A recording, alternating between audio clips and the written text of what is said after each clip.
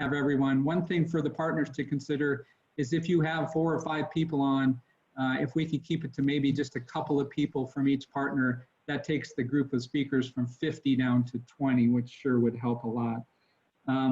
Our goal, hopefully you have the agenda, is to be done by noon, and I always make a joke that PJ would be really happy if we were done by 11, so we'll just follow that as well as we can. The single most important item in the fall meeting is always coming out with the winter operations plan. And so from the get-go, just a reminder to the partners that per your own rules, if the winter ops plan for 2020-2021 is not agreed upon by all partners and then eventually signed, that by your own agreement, you go back to the last signed version, which is last year's. And so everybody knows what that is.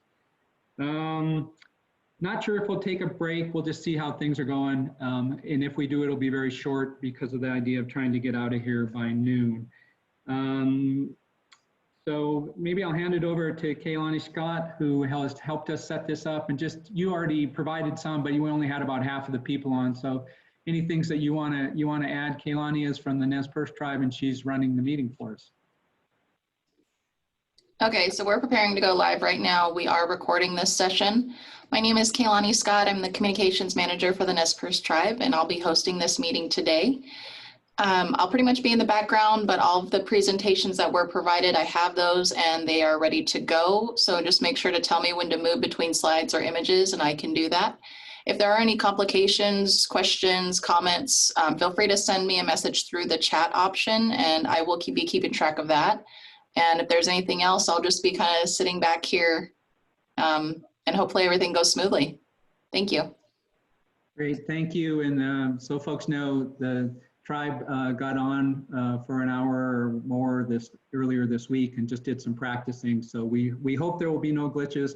It is Zoom, and even though Zoom is no longer new, have patience with us if anything comes up. And again, Kaylani is going to follow the chat box. Repeat that we are on Facebook Live for the public to watch, but there will be no interaction with the public real time in the meeting. There's a Google form that we already received a comment on. Last time we got 5, the partners got 5 substantive comments. They became part of the report, and I also sent them out to you. And as I said I would do, I sent out what we had received to date. So anybody on the public, if you go to the IBMP website and the meetings page, there's a link there to put in a Google form. It's set up to be the same link as a Bozeman Chronicle editorial. I think that covers everything. Oh, before we get started on the agenda, first thing always is to ask partners if there's anyone, and let's just say speak if you have a dissent from making the draft report from the July 29th meeting final. I'll just pause for a second, and anybody wants to chime in that they don't want that to be final. Okay, going once, going twice. Okay, we will consider that final, and then what that means is that moves on the website and in the document itself to being final. The deliverables from the previous meeting include things like Michael Tom speaking about boundaries at Beatty Gulch, Mark Delaray talking about the Bison carcass program, and several other items. So I had that I will update on those, but every one of those became a part of this meeting. So you will see the results from the updates. I believe there was, from the deliverables. So starting now, what we did last time and like to do again is have somebody from each partner and each tribal hunting group to just take a couple minutes, like 3 minutes max. Lots of times it'll be less than that, just to talk about things like, you know, how your own group is handling the pandemic, maybe anything if there's election results you want to talk about, changes since July 29th, how things might impact the IBMP. Totally free flow, but we'll just go in order to make it easy. And again, this is just sort of to help bring us all back into, okay, we're talking about the IBMP. We got lots of things we work on, but today is about the IBMP. So things about your group, agency, tribal entity, and how they might impact the IBMP. We'll start with APHIS. Becky? Hello, good morning, everyone. Yeah, thoughts about handling the pandemic. Was really hopeful that we weren't going to see this spike this fall and things would be different, but here we are with worse conditions probably than we had in the spring. As far as APHIS goes, we've been pretty operational normal. Even being able to do field work as much as we can. But, you know, everyone working remotely has worked really well. And actually, Zoom meetings have been amazing. I'm actually a big fan as well. Thanks, Marty. And yeah, I don't think I'm going to touch the election results at this point. And yeah, I don't think there's really been much changing since our last meeting that would necessarily affect, you know, other than we're going to continue in this mode for a while, and getting out in the field and doing some of that on the ground work could have some impacts this winter operational season. So that'll be, you know, on a case by case, I suppose, as we move forward on who has to get out there and go to work, and hopefully we can all stay safe. Great, thanks, Becky. Bing or Tom, I'm not sure who it'll be for CSKT.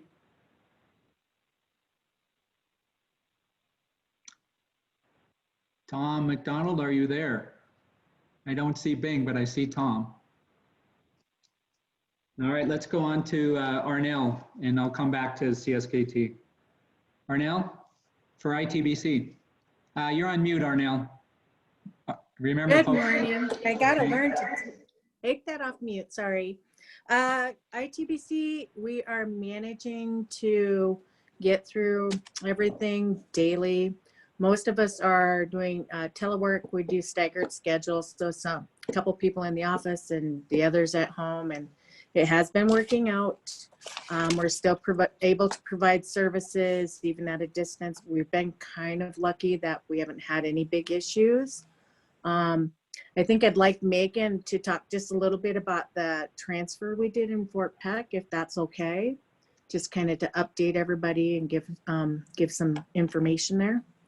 Sure, Megan? and say hello, Megan, and then also remember that we have an update later on that you can also tag onto. Go ahead. Okay, yeah, would you like me to save that for later, or? Go ahead. She introduced you, go for it. Okay, I'm Megan Davenport. I'm the wildlife biologist for ITBC and help manage the logistics for our surplus buffalo program. So we've been working with the Fort Peck tribes. We just had a very successful transfer, which we updated a little bit about at the last meeting, of 40 animals to 16 nations in 9 states. And all those animals are doing great. It was all bulls for this cohort. So it was a really nice initial kind of first start to moving those live Yellowstone animals out and out to tribal lands. So coming up already, we have the second cohort, which is going to be a family group, and they're going to be ready at the end of December, probably early January. We'll have them transferred out to one of our member tribes as a family group. So that's also really exciting, because it'll keep that whole group together. And then those animals will be basically in the future likely available to other ITBC member tribes too. So sort of the first seed herd starting out from the Yellowstone animals on tribal lands. Super, thanks, Megan. And we'll be coming back to you. I see John Harrison. John, can you say hello for the CSKT? Sure. Bing's right there on Steph's. Yeah, we got it on mute now. It's Tom and Bing here. So Okay, please go ahead. Whoever wants to speak for the tribe. I'll let Bing go. He's right here. Well, good morning, everyone. Thought it, was good to be here again, see everybody. It's this meeting has been looking forward to this meeting since last spring, but it's good to see, like I say, see everybody again. And on behalf of the Confederate States Kootenai tribe, we welcome you, and to this meeting here, and just hopefully that everything gets off the gets off the ground and we get everything taken care of today, and hopefully we get all back together and get to see each other again soon. So thank you. Great, thanks, Bing. MDOL and MBOLs, how about Marty first and then Mike? Think you're both on. Hey, good morning, everyone.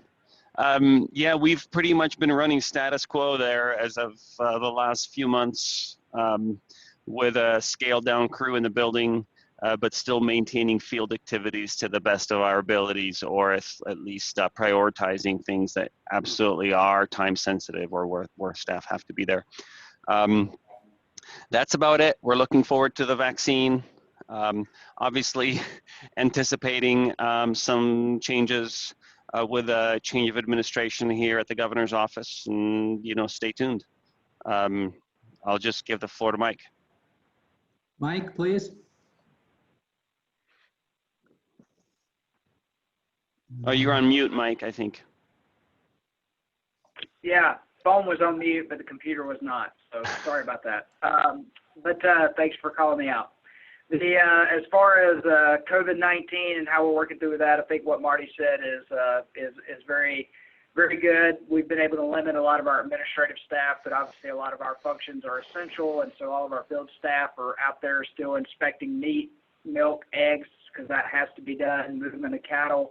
It's been a very it's shaping up to be a big fall in movement of cattle, what we call fall run, a little bit larger than it has been in past years, I think, because of some of the backlog that we had from stuff that would have moved earlier in the year and didn't, as feedlots and the food system was backed up, and we've probably all read about that. But we've been lucky in terms of keeping our people healthy. We've had a few scares here and there, but haven't lost operations anywhere.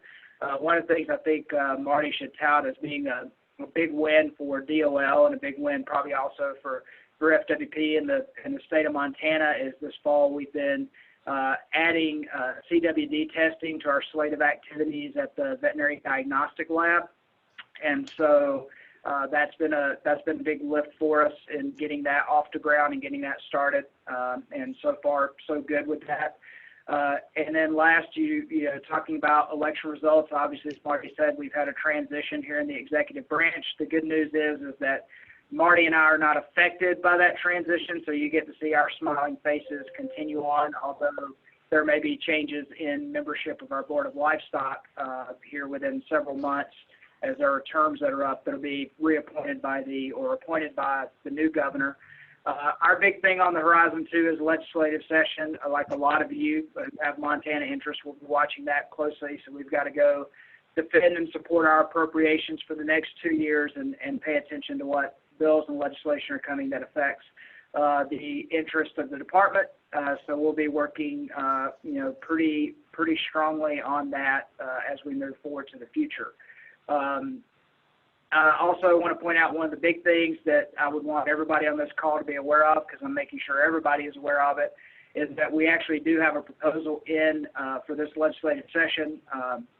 Given economic concerns, I'm pessimistic about it, but we at least have a proposal together to build a new veterinary diagnostic lab here in the state of Montana, which is something that's desperately needed, not just for livestock concerns, but also the benefit that can provide for wildlife concerns. And so hopefully that's something that we'll get a chance to really support, and if not get over the line this time, at least set up the conditions for a future session to replace that 60-year-old facility. Thanks for everybody's time, but I just wanted to make that plug. Thank you, Mike. And Mike hit on, as we said, I'll just repeat things with COVID-19 pandemic, how your group is handling it, election results if you would choose to, other changes since July 29th. Mark Delaray, FWP. Oh, thanks, Scott. So first of all, regarding the pandemic, with the exception of a month or two in the spring, business has been pretty much as usual in the regional offices across the state, including the Bozeman office. And, we're encouraging people to work at home when possible. And of course, all the protective protocol are in place. But as far as our customer service and our lobbies being open, they've been open now for months. So we're able to continue pretty much as normal in the field and in the offices. So that's kind of where we are. Regarding the transition in state leadership, as everyone probably realizes, we've got a new governor coming in early January, Governor Gianforte.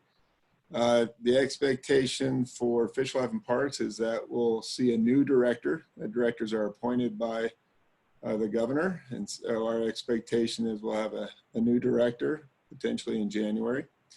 Likewise, as Mike mentioned, our Fish and Wildlife Commission, which is a decision-making board, 5 appointees by the governor. There will be 4 vacancies in that board, so there'll be likely new representatives for 4 of the 5 commission districts in the state, and so that'll be also an ensuing change here in probably upcoming months. Otherwise, as Mike mentioned, the CWD testing I think is working really well. Mike, your staff's done a great job. I think that turnaround now is about 6 days from when a person submits a sample to when the results are completed. So that's been very fast and has worked very well. So that's all I've got to report, Scott. Things are going okay. Great, thanks, Mark. And I can attest to a friend, I didn't get a deer this year, but handed me one and said, it's been tested, it's good. So I can attest to that. Cam Shawley from NPS. Good morning, everyone. We had a very interesting year, just like all of you. It started off with the park being closed middle part of March to the middle part of May. Negotiations with the 3 governors. We agreed on a reopening plan in the middle of May for the Wyoming gates, transitioned into opening all 5 gates in early June. Started off very slow. We thought it was going to be a nice, easy year, so to speak. Our visitation in early July started to overtake our same visitation from 2019, and it pretty much stayed that way for the rest of the year. So we had one of the busier years that we've had operationally and otherwise. A huge visitor load, 2nd busiest August on record, the 1st busiest September, and the 1st busiest October on record. So we only ended up with about 200,000 less visitors this year than we normally get. The teams did a phenomenal job. We were able to go from mid-May to about the end of August with only 4 COVID cases out of a employee population of about 3,000. The wheels kind of wobbled on us in September and October. We had about 15 Park Service employees test positive and another 40 or so concession employees. So all told, right now this year, we've had about 55 employees that have contracted the virus, the Park Service and our partners. We're working very diligently right now on our planning with public health for our winter operation for snowmobiles and snow coach tours and things like that. Scott, I think it's worth at some point for us to have a conversation about what this group's plan is in relationship to the operation that'll be occurring in February, March, and April.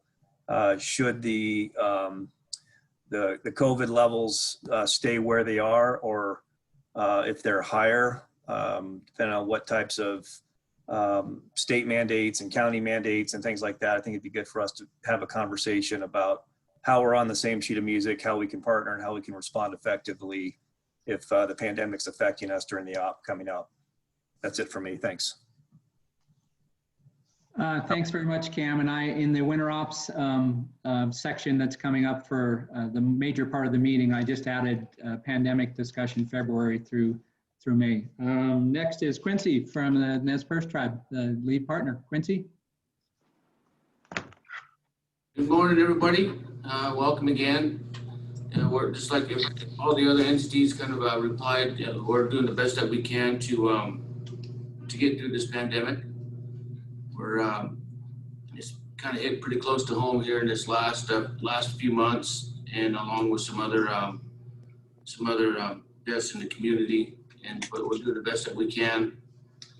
But I would like to also mention too that in presence here, I don't know if you can all see us, but we have Neil Dagger, Mike Lopez, Fish and Wildlife Commission Chairman Eric Holt, and Secretary of the Fish and Wildlife Commission, Nicholas Redwing Two Moons as well. But I'm eager to get this meeting going and just welcome you all again. Thank you. Great, thank Quincy. Mary Erickson from the Costa Gallatin National Forest, please. Hey, good morning, everyone. Let's see, I'll try not to be redundant with the response to the pandemic. Probably, you know, the issue is very similar to all of you. Much of our work is being done virtually. Our field operations have continued with basic risk mitigation throughout this season. You know, we've had to change the way we deliver services, public services, the way the public gets access to our folks and to services. But in general, it feels like we've been able to make that transition and don't actually have a lot of public complaints with how people are accessing services. I think the thing I would mention, and this I'm sure is true for all of us, is that there needs to be a little bit more thought as people are accessing district offices or services in terms of calling ahead and making arrangements, because it's not those days when you can assume you just go to an office and knock on the door and someone's there. But we've been able to have people available and provide services, and of course a large number of our folks working remotely. I think we found some similar things to all of you, is that actually this maximum telework world has actually been incredibly productive, except of course we're all living on Zoom and Teams and WebEx and every other platform there is. But it has been an incredibly productive year. I was thinking about Cam sharing numbers of employees who have tested positive. I think our big thing is going into the field season and fire season. We all presumed that our largest COVID spread issues would actually have been in wildfire response and the way our people are traveling all across the country and responding to wildfire. And the reality is there was very little to no COVID that came through our wildfire response and people traveling all over the country. But the spike in cases really started later into August and September and ongoing now. But we've only had 14, I don't know, only or have had 14 employees who have tested positive, and all of those are currently recovered. But we do expect that number to go up through the winter. And I think it will be a good conversation as we think about winter operations. If we still see the transmission rates in our communities the same way, what does that mean as we work together to, you know, to implement winter operations and the hunt, and yet look out for each other and protect each other? So I think that's a good conversation. As Cam expressed, for us, a very, very busy field season. Recreation and human visitation was way up across the board, and that created significant pressure on all of our systems. We don't exactly have the same way to have those immediate counts as the Park Service does about visitation, but when you look at a lot of our other measures of receipts to some of our special use operations and others, it would show you that, you know, initially maybe a little bit of a flat as we kind of went into the field season, and then visitation went off the charts really across the board in our ranger districts within the greater Yellowstone. I think in terms of changes, I won't say anything about elections, you know, other than to say for us, it's a change at the national level because we'll be working within a new administration, and at the state level, particularly in Montana, it'll be figuring out how to work with a new congressional representative, and of course working with the governor's office and whatever changes that has in store. So looking forward to forging some of those new relationships and figuring out how to make that effective. Last but not least, probably our biggest thing on the horizon is we had been in the midst of forest plan revision. That's our broad strategic planning document for the forest that will be in place for a minimum of 10 to 15 years, potentially longer. We've been in that process for a long time, put out a draft decision this summer, and then went through the objection process. We had our objection resolution meetings the week before Thanksgiving, and we will get instructions from our regional office, our regional forester, on things that we need to address before the final decision comes out. And then I will sign the new decision on our updated forest plan sometime next spring. And I think that's it. Great, Mary. Thank you very much. I see Jeremy. Jeremy for the Umatilla, please. And if not Jeremy, Carl's also on. Oh, there's Jeremy. Good. Hi, everybody. My name's Jeremy Wolf, Vice Chair of the Umatilla Tribes, also our Chair of our Fish and Wildlife Commission, and good to see everybody's faces. Just wanted to mention that we also have Carl Sheeler, our Program Manager, Joe Pitt, is part of our legal team, and Corrine Sams has joined us as well. She's also on our Board of Trustees as an at-large member. We've just been, from the last meeting, been trying to coordinate, didn't ever actually have a full meeting with all of the partners, but had some individual conversations on some of the trap protocols and things like that. So hopefully we can have a good discussion about some of those discussions this afternoon or this later on today, this morning. Super. Thanks, Jeremy. Yeah, we've had similar increases as everybody in the recent. We've been doing pretty well for the most part, but last month or so has seen some pretty drastic spikes, not only within but surrounding us, different counties, and then the major metropolitan areas around the Northwest. So it is a concern as we move forward. We did adopt our regulations for the upcoming hunt this starting today and then into March. But a large addition to that is our COVID concerns and guidelines and requirements that we have.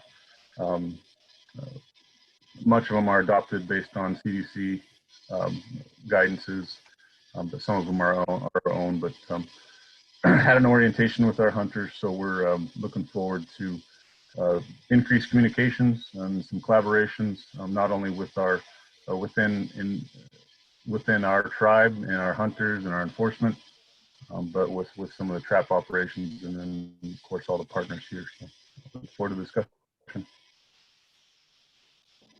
Cool. Thanks, Jeremy. For the show ban, I see Leander's on. Are you there, Leander? Okay.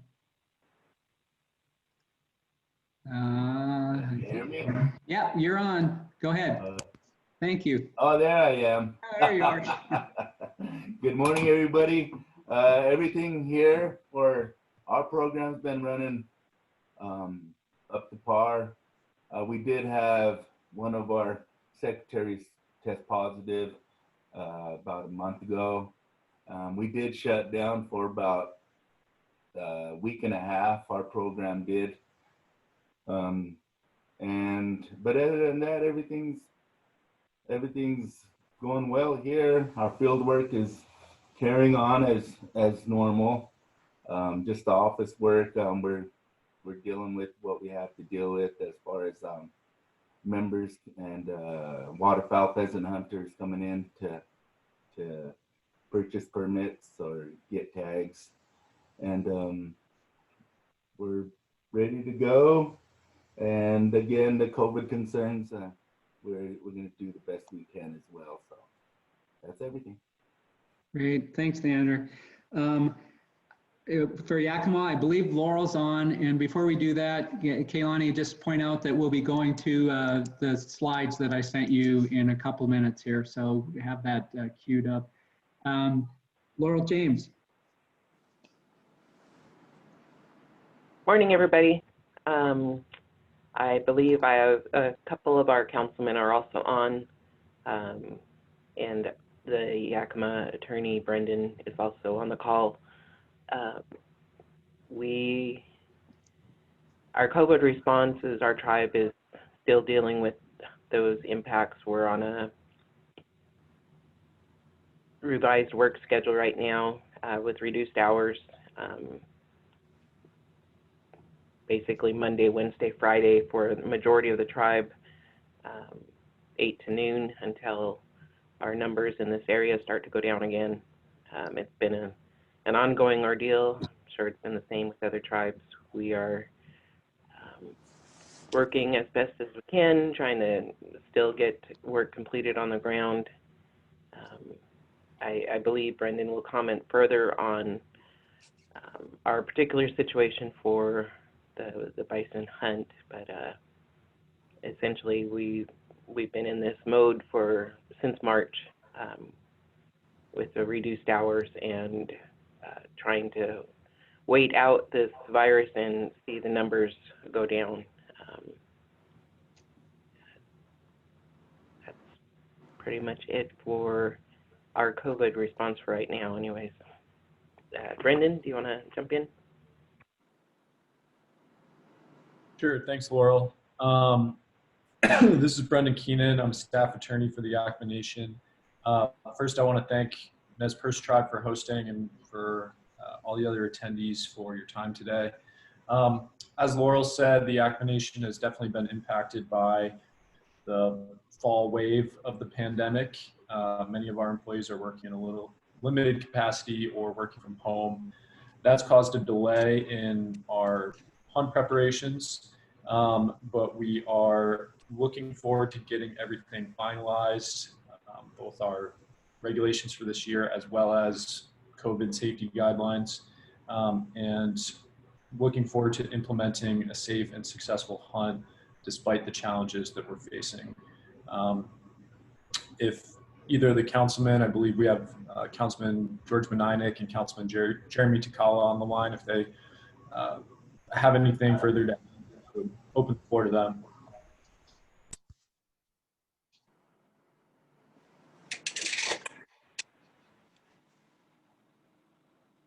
I'm going to pause for a second and just see if anyone comes on with that invite, and then we'll move on. Okay, is anybody on for the Blackfeet tribe? I have Dustin, but is anyone on for the Blackfeet tribe? We'll give a moment. Looking. All right, I'm looking and don't see if someone comes on, just shout in, that's fine. I'll point out just for record and to kind of go along with what people said with respect to efficiency, we have 75 people online right now, and that only includes 2 members of the public that are invited to speak. And generally for this meeting, it would be typical to have up to 80 or 90, for instance, at Chico or someplace, but a big percentage of that is the public. So having upwards of 70 plus staff members and partners is something people can decide for themselves if it's a good or a bad thing, but it definitely is getting, the Zoom meeting is bringing participation, which is wonderful. All right, nobody from the Blackfeet. Kaylani, we're gonna then make the transition. Thanks everybody, we're 10 minutes ahead, but of course our big topic is the next one. The partners' big topic is the winter ops plan, but we're gonna start first with just a wrap up. And so you have a slide, Kaylani, that says, I believe it's A, Mark Delaray, and if you could share that, it has to do with the final bison removals for 2019, 2020, which the partners in the past have started this discussion with, just to sort of see what happened previously before they go into the next year. Mark, it's all yours. All right, thanks, Scott.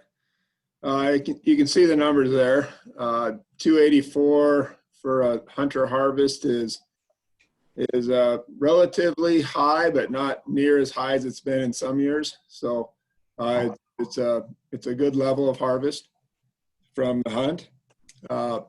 I'd like to highlight a couple things. One, Stephanie Gillen of CSKT and Chris of the park and myself have done our best to tabulate these numbers from the 2019-20 season. It's been challenging this year, and I think these is our weakest report to date. And that's, I know there's more hunt agencies now, there's more participants, so that also increases the challenge of communication. But you can see in the bottom of the table there's an unreported number of 88. So this is our best estimate of what harvest was, and that estimate is based on reports from multi-agency, largely enforcement or biologist staffs from hunt agencies and Yellowstone National Park. We know there was more than the 196 based on the reports, we added 88 in. As you can see, there's no designation of those animals as far as the sex of the animal or the age of the animal. So that leads to incomplete reporting as far as our bison demographic information. Where this is important is, I know many of you maybe just look at these numbers and maybe it's just interesting to see how the harvest goes, excuse me, and who harvests animals. But this is a very important component to management of this bison herd. The Yellowstone National Park staff, it's Tim, PJ, Chris, do an excellent job with monitoring and assessing the status of the bison herd and bring to the IBMP each year recommendations for harvest. And that harvest is not only in numbers, but also specific to age classes and sex of the animals. The goal of this is to maintain a healthy and sustainable bison herd. And so this information is very valuable and used in how this herd is managed. And so I guess I'm putting out a request to all the hunt agencies. Try to be diligent in your reporting and your cataloging of what your hunters are harvesting, not only numbers, but sex and age of those animals too. And we have a weekly meeting, which is going to start on December 11th. It'll be, December 9th. Sorry about that. It's going to be a Wednesday, as we have done in past years. It'll be at 11 a.m. We'll be sending out this year, Fish, Life, and Parks will be conducting those meetings. Thank you to CSKT for doing that last year. And we greatly appreciated the year off and hope that we can do so in upcoming years. Switch back and forth, kind of spread the effort across different hunt agencies.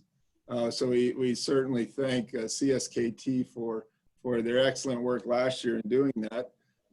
So that'll start December 9th, 11 a.m. and we'll be sending out emails to participants soon. I'd also like to encourage you as far as recording your harvest is, we'll hear today, I'm sure, there's always concern about coordinating trapping efforts and harvest efforts by hunters. And people are looking for real-time coordination. This reporting is the hunter side of that. This is how we track where we are towards our harvest goals based on the hunt.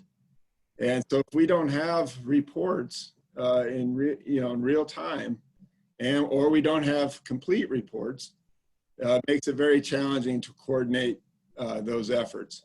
So I guess my point is this is important information, and I encourage all staffs of the hunt agencies to be diligent in cataloging and reporting those numbers at those weekly meetings. So Scott, I think that's what I've got on this, unless there's questions about the numbers. Let's open up, so not to everybody trip on each other. Again, if we could keep it to 1 or 2 participants per group. Any questions for Mark?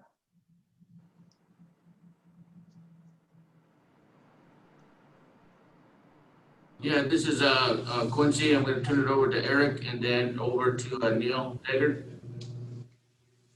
Okay, thank you. Talks mainly everybody. This is Eric Cole with the Nez Perce Tribe Fish and Wildlife Commission. In the late part of May, the Nez Perce Tribe, we extended our hunt, and it was for bulls only. So I believe the number for that cataloging for that part of that hunt would change some of those characteristics of the sex that were harvested. So I wanted to clarify that, and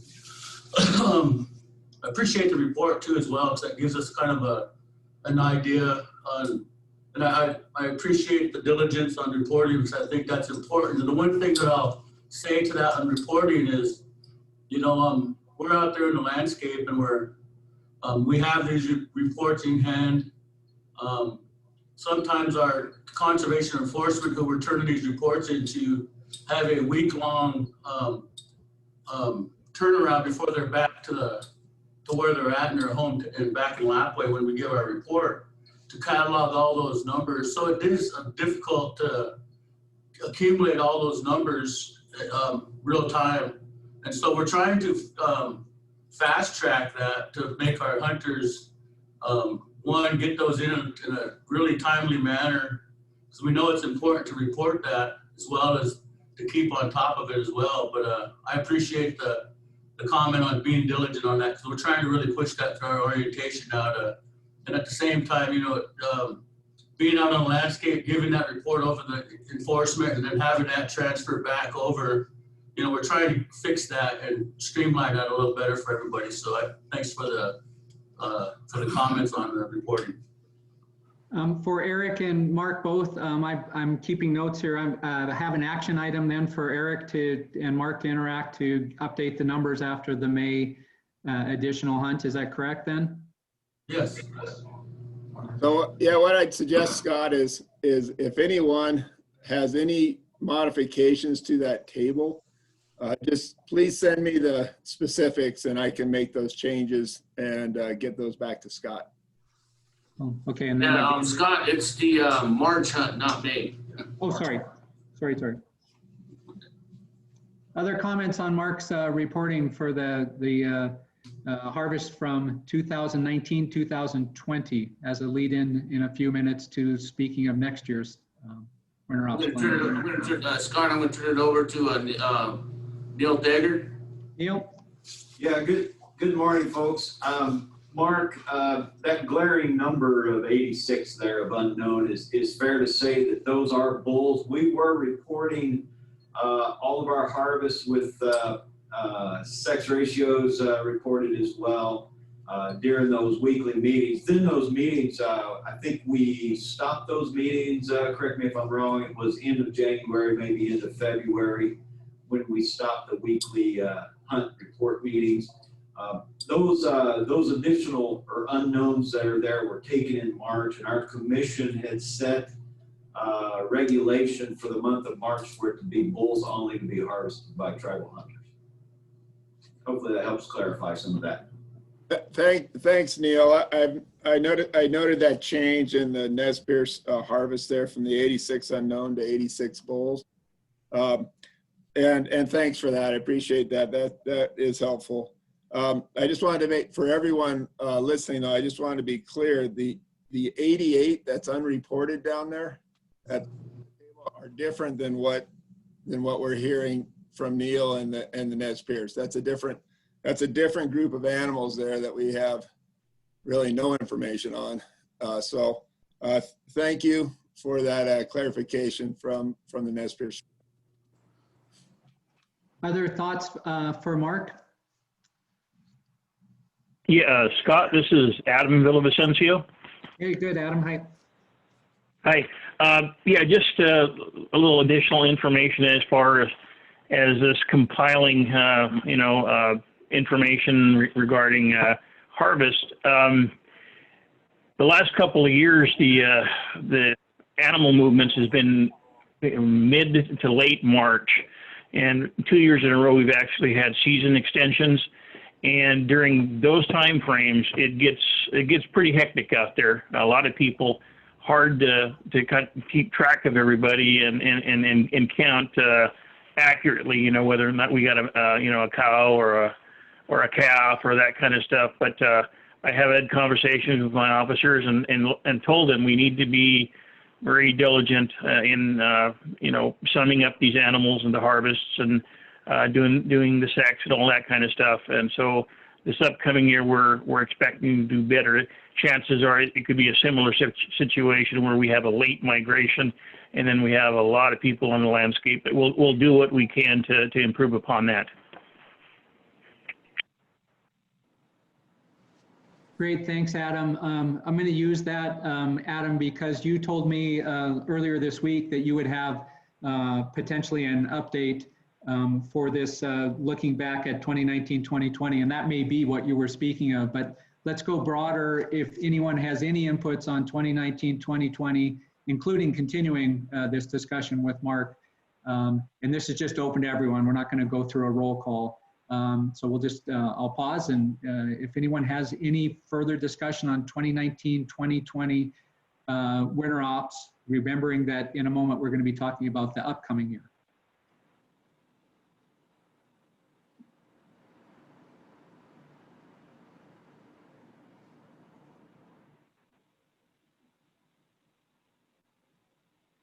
Mark, or I mean, excuse me, Scott? Yes. This is Eric Cole with the Nez Perce Tribe. First off, I'd like to just start off by saying, you know, the 2019-2020 hunt, as stated, you know, we came up, especially for the Nez Perce Tribe, you know, we look at going to hunt this as a reconnection to a sacred animal that, you know, we try to do things in the right way to to do that reconnection. And, you know, we want to present that when we have our orientations to explain to the importance of doing what we need to do on that hunt in a good way. And, you know, we've, with the amount of people on the landscape that came onto the landscape this past year, you know, we try to conform to the safety aspects of the hunt. We try to get these hunt coordination groups happening in the morning time to coordinate a safer hunt for everybody. You know, and we're mainly speaking to the Gardner area and Beatty Gulch. And, you know, when we have other entities that, you know, don't participate in that part of the coordination part, it kind of leaves us in limbo to try to be safe in a, you know, collective manner. And so that'd be one of the things that I would hope to work on, is we try to move towards a safer and efficient hunt, you know, and also the trapping comes a part of that. You know, when you have so many hunters on the landscape, and the real-time adaptive management of trapping, you know, should at least give way to the tribal treaty hunt that's taking place. You know, I mean, I know that they're trying to acquire numbers. You know, we've heard this name, the number game, you know, for so long, but the management itself of it, you know, plays a big part in our harvest and the success of that harvest. And so when we have so many more people coming onto the landscape, and then it's all congested, confined, you know, and basically, you know, it's came to just hunting cows out in the field aspect approach, because that's what we get, you know, and we're trying to do this in a respectful way, in a way that our people, you know, understand the importance of a reconnection to a sacred being and a sacred trail that, you know, our ancestors have embarked on. And so we're reconnecting to that. And then, you know, it doesn't seem that way when we get when we try to coordinate these hunts. And so I think, as Mr. Wolf from the Umatilla tribe brought up, you know, we try to set these coordination hunts up to establish a safe hunt. So I would hope that as we move forward, you know, entities that are out there hunting along with us, you know, understand the importance of the safety part of it. Because we've had a lot of near misses, if you will. And so the coordination part of the hunt needs to really take place. And I think that once we can get everybody on board to look at it from that standpoint, because, you know, we have coming up in the next part of the agenda, you know, we have litigation and things on the horizon that could play a big part of how we do hunt this, you know, in the future. So, you know, I really just would like to echo that, the safety part of this hunt. And, you know, for the Nez Perce tribe, you know, we've done this a long time, and we were one of the forefront of this effort to go out and hunt buffalo in the, you know, early on in the 2000s. And it's came a long way since then. And over that course of that time, we've changed with the rules, the regulatory policies, and those things to make it a safer hunt, you know, for everybody. And so we want to continue that. At the same time, you know, there needs to be a collective coordinated effort on everybody's behalf. And, you know, when we have, you know, other entities that don't want to, you know, conform to, you know, limited amount of hunters on the landscape at any given time to ensure that everybody has a fair share, if you will, at the animals coming out. Because we know it's driven by weather, and if they come out in mass numbers, they come out in limited numbers. And when you have more hunters on the landscape than animals coming out, you know, weather, you know, so it plays real big into the trapping part and animals as they come out. And with the amount of hunters on the landscape, you can see that we're trying to curtail our hunt, you know, so that we keep everybody safe out there. But like you said, I just wanted to point that out that, you know, we're trying to do our part. The Nez have conformed year in and year out to the different regulations that came forward, and to do our part to ensure that we're having a safe and efficient hunt for our tribal members. So like I said, I appreciate the time, and I hope that as we move forward, you know, the adaptive management aspect of this hunt really is adaptive in real time, because I think it's important for the tribal treaty hunt. Because I think the harvest part, and for us to acquire those numbers, should come from the tribal treaty hunts, because that's something that's important to us, that we get these harvests for our people. And we know there's translocation taking place, you know, that's fine, but the next first, at this point in time, we want to utilize this reconnection and going back to Buffalo Trail like our ancestors once did, and to have that reconnection. So thank you very much, Katsiaya, for your time. Thanks very much, Eric. We're still got a bit of time, Quincy, so if it's all right with you, we'll just keep the floor open for a minute more to talk about 2019, 2020 reaction to Eric's comments as the lead partner group, or Mark's numbers, or anything else that may have come up between July 29th and now. And again, I'll just pause.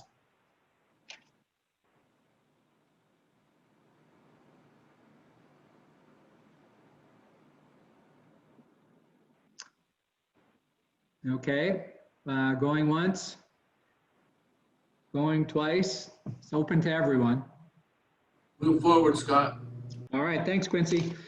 We will then move on to the 2020-2021 winter ops planning. And Kaylani, we're going to switch to the slides that say B, should say Chris G, I believe. So while we're doing that, just before Chris comes on, again, if everybody could have their mic muted, that'd be great. The document, the winter ops document to date, folks provided a lot of input to me that I shared with the Nez Perce tribe, and actually back to everyone with changes. Just from my vision, a large number of the changes were mostly essentially editing and not strictly operations related, but of course, at least one of the topics, the coordination of hunt trap population and trap operations and population was to be discussed. We decided to put that in our discussion with the lead partner, put that as the last bullet, since that may take the most time. But we're going to start with the NPS population recommendations and hand it over to Chris Jeremiah, NPS. Hi, thanks, Scott. I guess, Scott, just holler if there's any issues with slides or volume. You know, we were able to complete the population monitoring this summer. We were able to go out in late August into September and complete our aerial counts, our ground-based surveys, you know, take the records of removals from last year, and we take that information and then we try and come up with a recommendation to the IBMP Partners that meets, you know, several objectives. The first is to sustain a wild population, a viable and wild population. We have fairly large numbers, more than 4,000 bison for more than a decade. You know, the larger numbers have supported, you know, the food web of the park. They've improved visitor experiences. They've supported gene flow and conservation of the diversity of the population. But we're all here because the larger numbers do create conflict, and that's what the winter operations strategy is about. You know, we do aim each year to try and come up with a strategy that removes less than 1,000 animals, fewer than 25% of the population, in order to reduce the chances of inadvertently altering the age and sex composition and genetic composition of the population. We try and maintain at least 1,000 animals in each breeding unit of the park, try to maintain a relatively balanced sex ratio, given that removals are really the primary way that bison disappear from the population.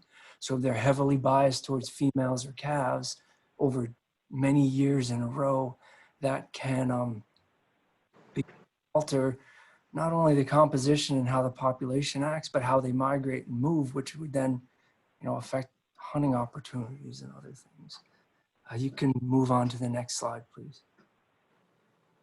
Trying to do this in just a couple of minutes. The current status is we believe there are about 4,730 bison in the bison population right now. It has been relatively stable since 2013, and it's somewhat smaller than where it was at this time last summer. About 834 animals were removed last winter. We have about 1,250 animals in the central herd, 3,400 in the northern herd. And when I say that, that just means the amount of animals that were in the two breeding areas in late summer. Now, the numbers and how they move out of those breeding areas is very dynamic over the course of the year. Now, looking at the middle graph on the right side of the screen, from how I'm looking at the screen, that green bar estimates the sex ratio. And from removals, as we've been saying for several years, we are definitely trending towards a male biased population. Now males outnumber females, about 127 males to 100 females. In the central breeding unit, the area, that males disproportionately outnumber females more so.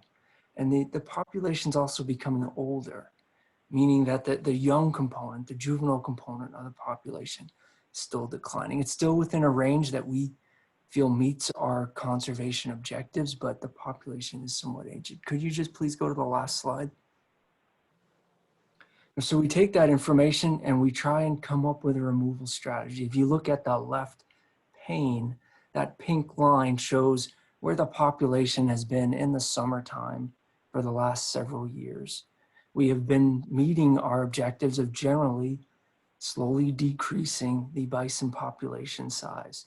This year, removing between 500 to 700 animals should continue to stabilize to slightly reduce the population. We want to limit removals to bison near the northern park boundary, meaning no harvest of animals beyond the western park boundary. And the reason we recommend that is that animals from all breeding areas do come to the north boundary of the park, and enough animals from that central herd will likely be removed just in the north area to stabilize that central herd. And we're going to continue to maintain to balance hunting and trapping animals. There's no space in the quarantine facility. Right now, all quarantine pastures are at capacity. So all animals that are trapped will be given to tribes and transferred to meat processing facilities to meet that 500 to 700 animal removal. Given the changes that we're seeing in the sex and the age composition, and given that migrations do tend to be happening late and maybe even later each year, and a lot of that is driven by the weather. If we do happen to find ourselves in a situation where there are several hundred bison at the northern boundary, in late winter, and we have already between hunting and trapping animals removed 500 to 7 animals, we would strongly advocate for the removal of only male animals, which could happen through harvest, and it could also happen through some additional trapping. And that would occur by catching animals, releasing the females and young, and only sending the males to slaughter.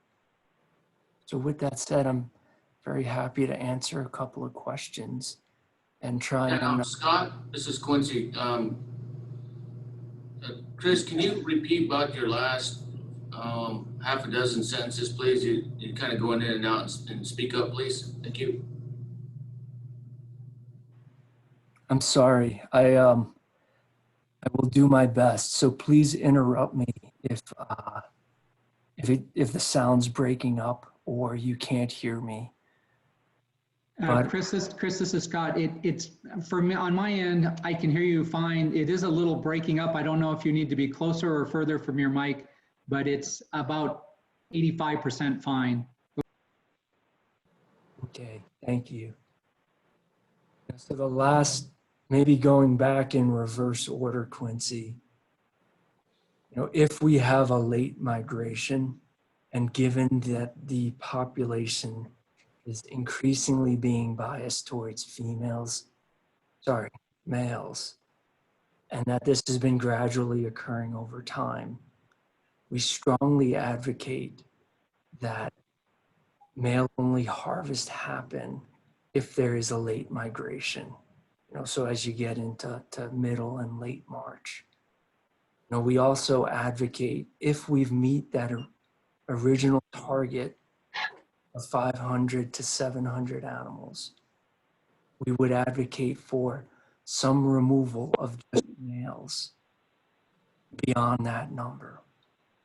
And the intent of that would be to try to rebalance the sex ratio. And the only way that this would come to fruition is literally if there is a large mass migration late in the year. And there's no space for animals in the quarantine program. So animals that are trapped will be consigned to Native American tribes and sent to meat processing facilities. And we aim to balance hunting and rounding up animals. And we strongly advocate for limiting hunting and other removals to the northern area of the park because animals from all areas of the park exit the north boundary in the wintertime. Is there other clarification that I can provide, Quincy? That's good. Thank you. And so, Chris, let me point out a couple of things just to be clear for everyone. This presentation will be available on the web. And would you also mention the population report? I've sent it out several times, but just maybe so that folks know that it's actually been out there. The work you did, you mentioned earlier, has been out there on the web since October, I think, correct? Yes, so we will, we posted the status report and management recommendation from the Park Service back in October. And that provides, more details about what I just went over in a couple of minutes. That report, overviews the objectives for the population, the management recommendation, and it provides, several years, in some cases decades, of the monitoring information that we use to come up with these recommendations. So I interrupted Chris when he started to say he'd be happy to take questions, but since I'm interrupting again, just to paint the time, per our schedule, we have about an hour to talk about, the partners have about an hour to talk about winter operations.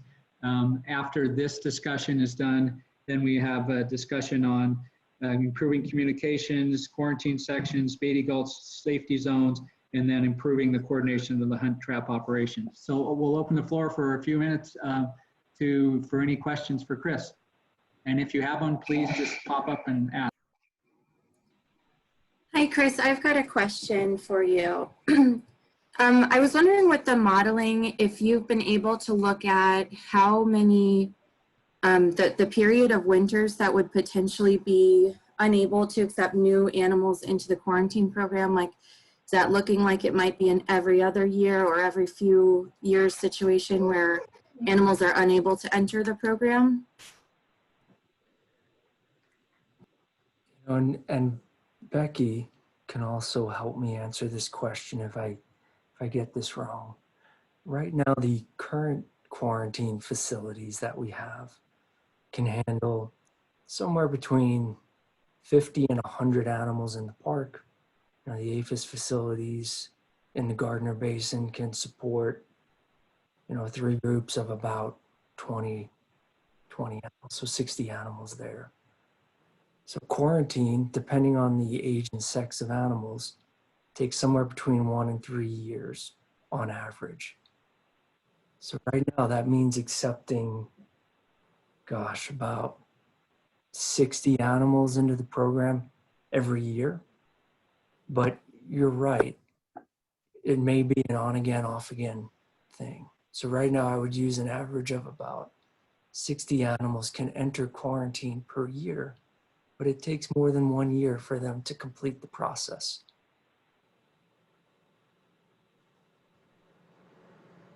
Okay, thank you. Other questions for Chris?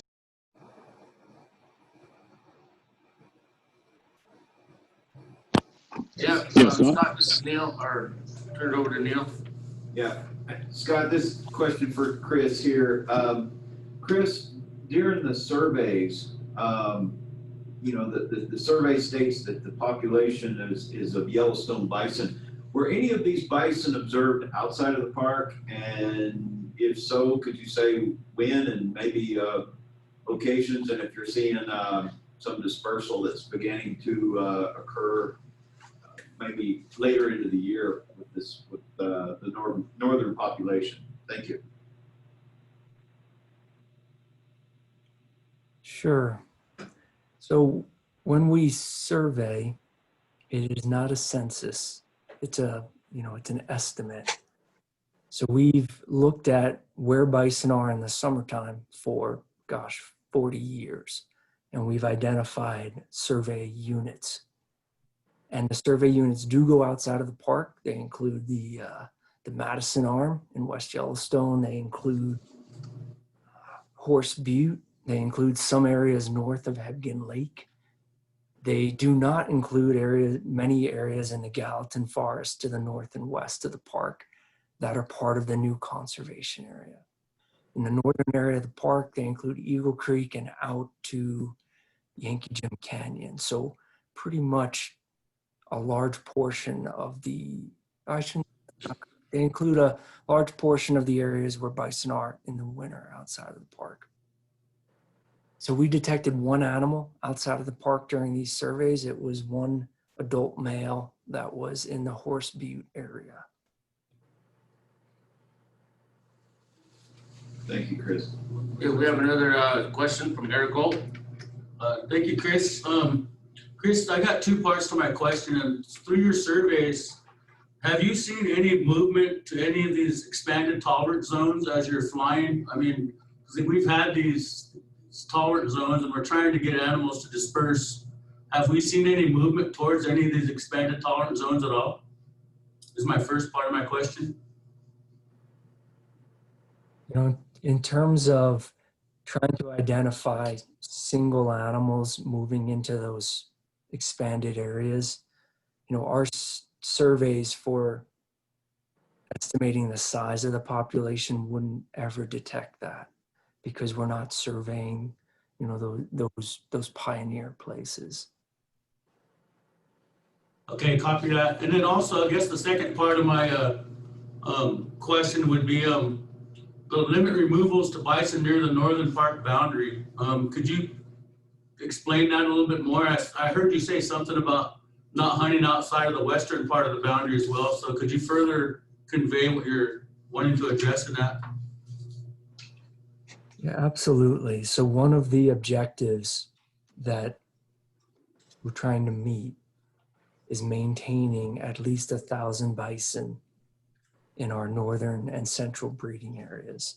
That's to protect the, you know, some of the genetic structure that's in the population. It's also to support, you know, the food webs of the park, that you want bison summering in the large valleys that are not just in one place in the park. Anyway, in the central herd, there's about 1,250 animals that we counted this summer. That number's been stable for over a decade, of just slightly higher than 1,000 animals. We know animals from the central area come up to the northern areas of the park during the winter, and they're removed there by both hunting and by capture. The numbers that come up there can be great enough, particularly if winter is severe, that enough central herd animals will be removed in the northern management area of the park. So that if you're also removing animals outside of the western boundary right now, it really would increase the chance that the central herd is fewer than 1,000 animals next summer. So that is the reason to really be cautious about having too large of a harvest on the west side. Now, I understand there's a lot of other issues at play. We're trying to spread hunters out. There's a lot of good huntable land on the west side. We also want animals to expand into the new conservation areas, accessing them from the western boundary of the park.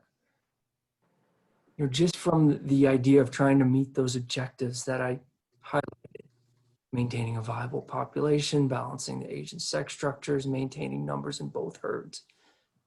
You know, to meet those objectives, we don't recommend much harvest west of the park.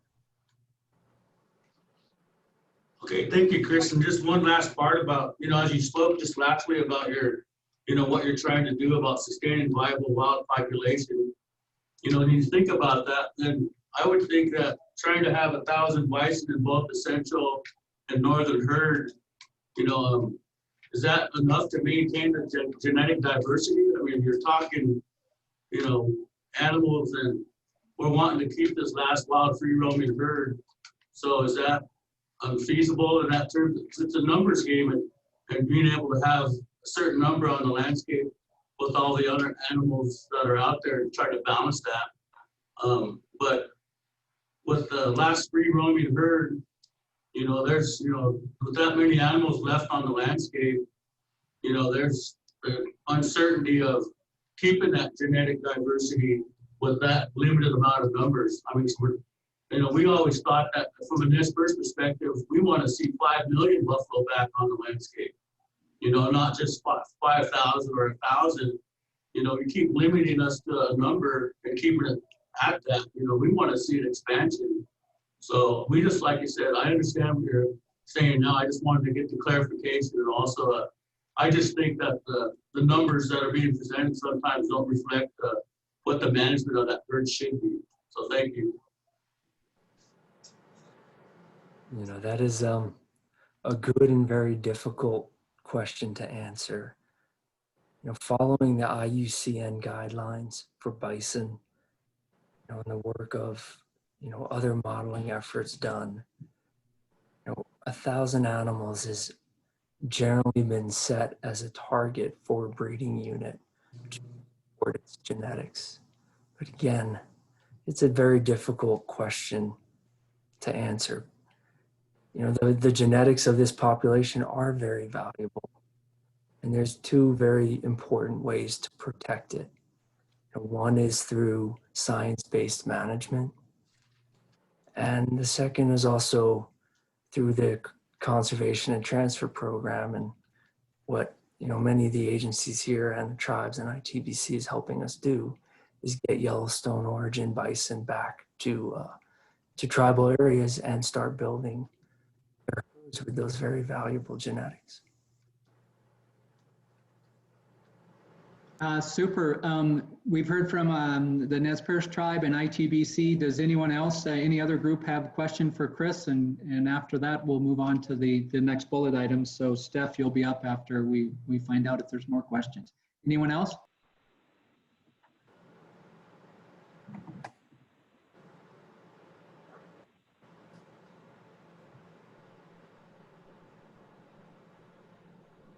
Scott?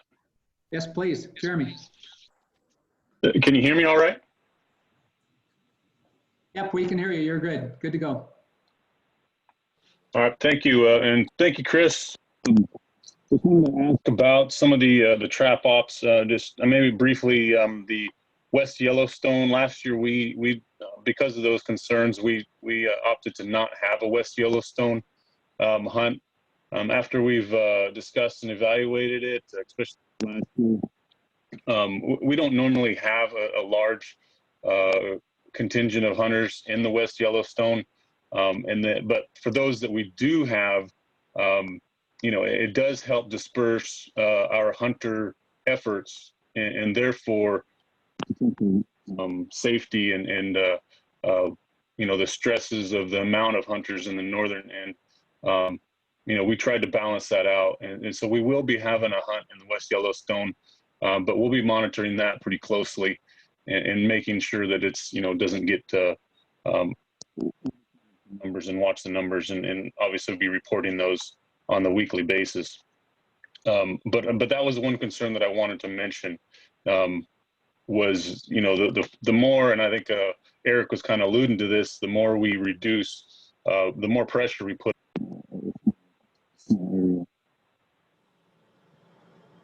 Jeremy, you just went out, and so I don't know if you can be closer or farther from your microphone or not, but we lost you.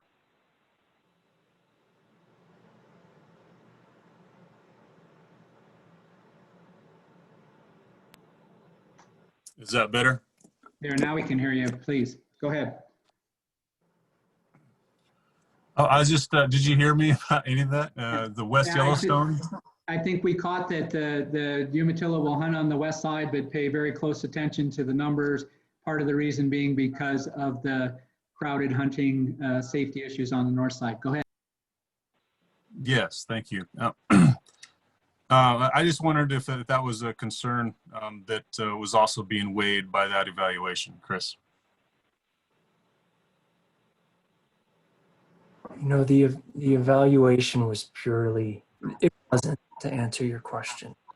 We weren't weighing hunt opportunity and spreading people out across the landscape and weighing how hunting in areas can affect exploration of animals to new areas. We were purely looking at it from the demographics and conservation of the population.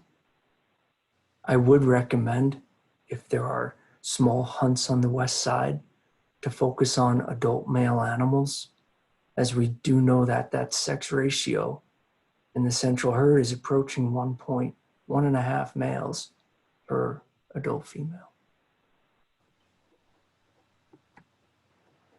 Okay. This is Tom McDonald. I just wanted to address this a little bit based on Salish Kootenai tribes. I think as many of you have known, we have implemented policy that can stop our hunting anytime, and in the past, in concern for that population of the central herd, we have temporarily halted our hunt in that area when we thought we've gotten down close to that 1,000 animal estimate.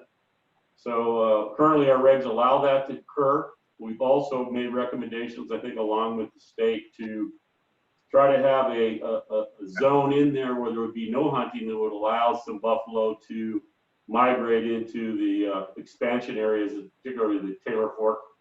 If we can figure out the highway corridor and do some other things, but we are very concerned about that central herd and have some active management policy that we can implement as needed. We are currently hunting there right now, and the hunt that we've had so far have focused on bulls primarily. So we're trying to strive to hit that target also.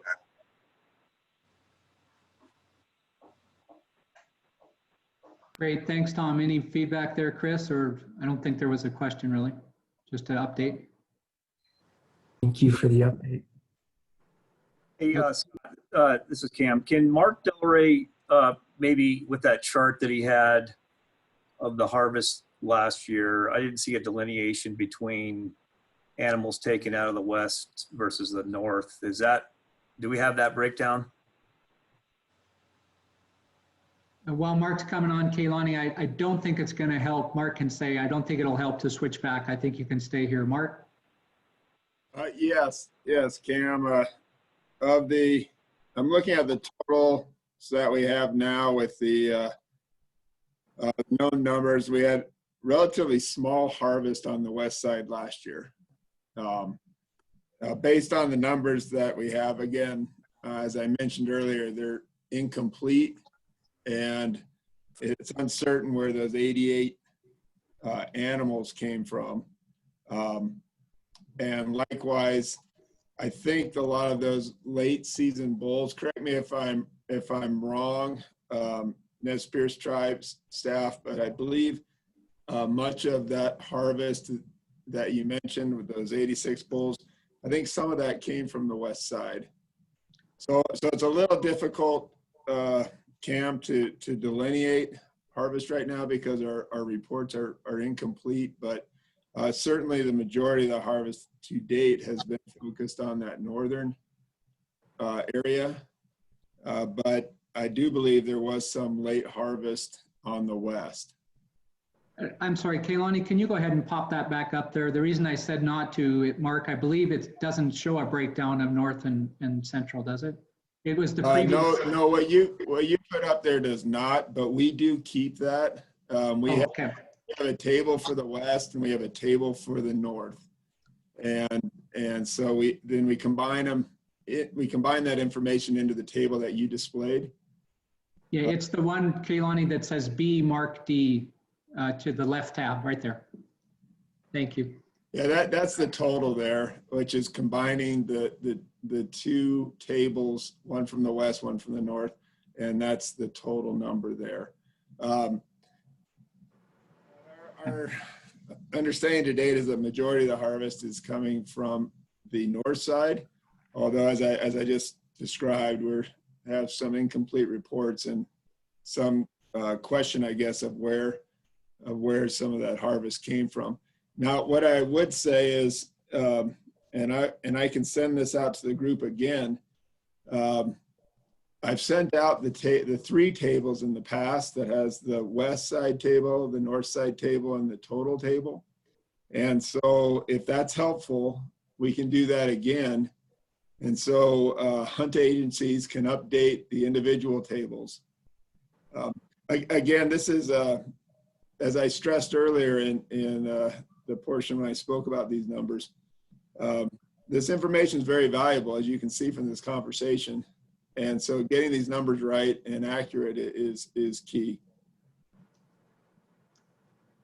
Mark, so I put an action item for you to send those out. You can send them through me if you want to, but are you going to want to then add those to the annual report for folks? This thing that's on the screen is part of FWP's annual report. Would you, right now we don't have anything with central and west. Sorry, west and north. I can do that if the group would like. I can provide all three tables. Hey, Chris, do we have any quality data on the percentage of the central herd that migrates north versus west?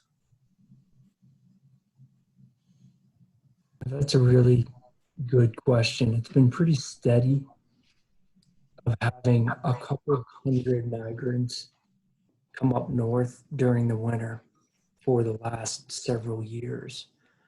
And the numbers that tend to go west tend to peak between 300 and 500 animals in the recent years, which is down from 500 to 1,000 animals, 15 years ago.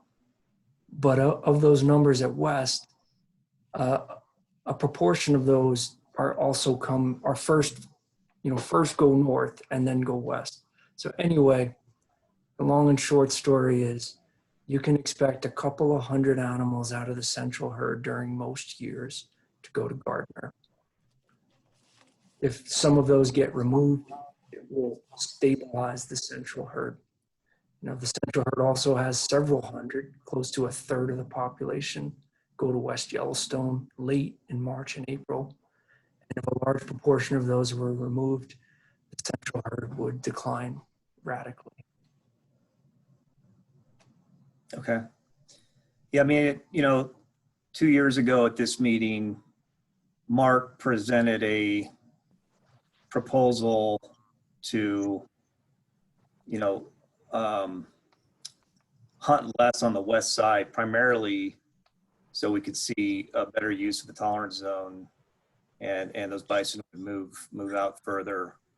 I don't know, Mark. And I know some of the tribes were supportive, some not so much. I guess I have questions. There are kind of two things here, and how we look at the west side in relationship to the genetic issues that and the concerns of the population size of the central herd that Chris referred to, not necessarily knowing how many get reduced that migrate north, one, and then two, what and how we continue to try to make progress to take advantage of the full tolerance zone on the west side and obviously the north, neither of which we've taken advantage of fully yet. It's more just of a comment than anything.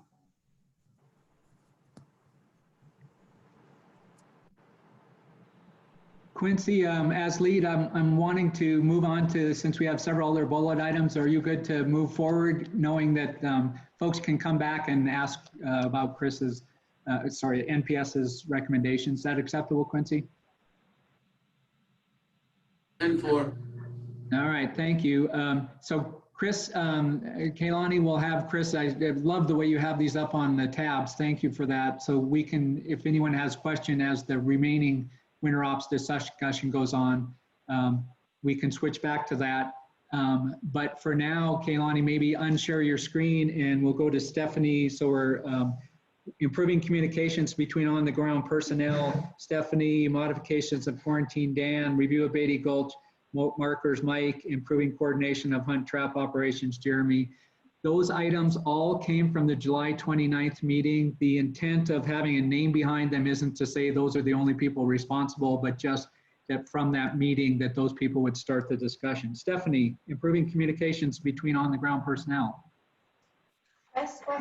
Yes, good morning, everyone. I don't know what else I'm going to add to. It's going to sound like a broken record pretty much about what we've been talking about, and what we just concluded talking about is just the importance of the data and importance of reporting. So I guess my only suggestion, and I guess first off it's going to just pretty much reiterate what Mark Delaray has been talking about, but I do want to say that it was our pleasure running the calls last year, and we do, I do appreciate the break this year, and we do offer our assistance in future years helping do that. So it was our pleasure.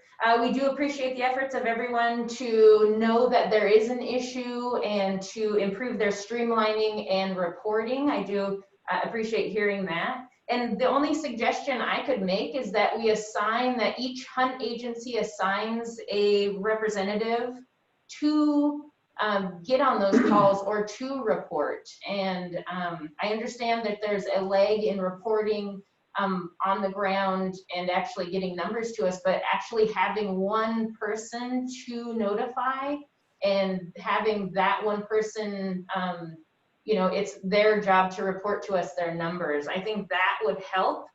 Just reaching out to tribes who do not attend the calls weekly is hard, and not knowing who to reach out to is hard. So maybe just assigning one person from each hunt agency might improve these efforts and help with those unreported harvests. So that's just my suggestion, and that's all I have for the group. Folks, response to Stephanie, and also while we're waiting on that, Stephanie, I don't recall seeing input from CSKT that actually be written into the winter ops plan, the idea of having one representative. Will that show up, or is this more informal, just an agreement? Because I need to know if I'm adding that to the winter ops, and then the partners need to know if they're gonna, because they would be signing on that. This is Mark speaking. I think that's an excellent idea that Stephanie has. I think it'd be an improvement in our communication, which is challenging in response to this reporting. So I support that idea. I think it's a great idea. Okay. Do you want me to write that in then and get that to you, Scott? Yes, by me, but let's make sure if there's any other questions, thoughts. Obviously, once it's in there, people would be able to not sign the document, but this is the place. It is so much better to get these things agreed to now. Please, anybody else? Scott? Please, Jeremy, yes. Okay. Yeah, no, I'm in agreement with that as well. I just actually have a recommendation when my bullet comes up on the trap ops as well. But the only thing that I would say is that we have maybe two, like one main person with an alternate. Things always come up, so just want to make sure that we know who's next in line to make those meetings. I know that we missed a few because of that reason. So we have ours designated, but getting that written in and formalized so you guys are aware would be probably a good idea. Thanks, Stephanie. Yeah, Scott, this is Quincy. Please, Quincy. Yeah, we'll delegate. We'll have two. We always have Neil and Chief Adam Villavicencio. We'll make sure that either one of them, or if not both of them, will have that necessary information. And we're gonna have Neil send out smoke signals from Gardner and to everybody. Neil. Any other input, Leander, Laurel, others? Scott, this is Tom. Just the one thing, and listening to the calls and posted them last year here for people on the weekly hunt calls. It's people were on the calls, but they didn't have the information. They were whatever agency, tribe, or whatever was on the call. They may not have had their hunt information. So I guess what goes along with the weekly participation or communication is gathering that data so that we can have it and make it useful. So there was just many times that people were on the call, but they didn't have any information, that there was this long lag time on getting that information from the field, from their hunters or from their law enforcement folks. So I think that's an improvement that needs to be done to make it really meaningful for us, if folks could do that. Okay, super, Tom. Steph, I have an action item that you're going to send some language, which I assume is 3 sentences or something, just saying, I mean, it doesn't have to be a big, long explanation. Everyone, the partners will see that again as they are signing.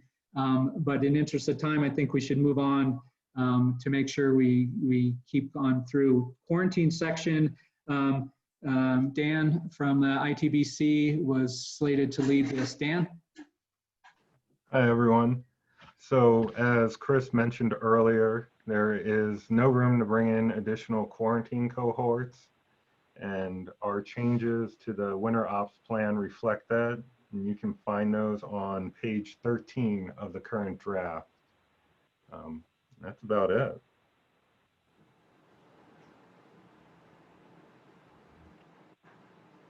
Any questions for Dan? Okay, Megan, you were not, you're smiling as if you had something to add. Dan always keeps it short and sweet. All right, any questions regarding the quarantine section? Again, as you're thinking, the winter ops plan has already been out to everyone with all the changes that the lead partner received and that I incorporated via track changes. So as Dan said, those changes were made a while back. And by the way, Dan, thank you for the annual report submission, total separate issue. Scott, please. So a couple things. One is just a big shout out to everybody who's made this successful up to this point. And these transfers, I think, have been incredibly important. In many ways, numbers-wise, more symbolic than anything. We are, number one, changing the name of a quarantine program for a variety of reasons to the Bison Conservation Transfer Program.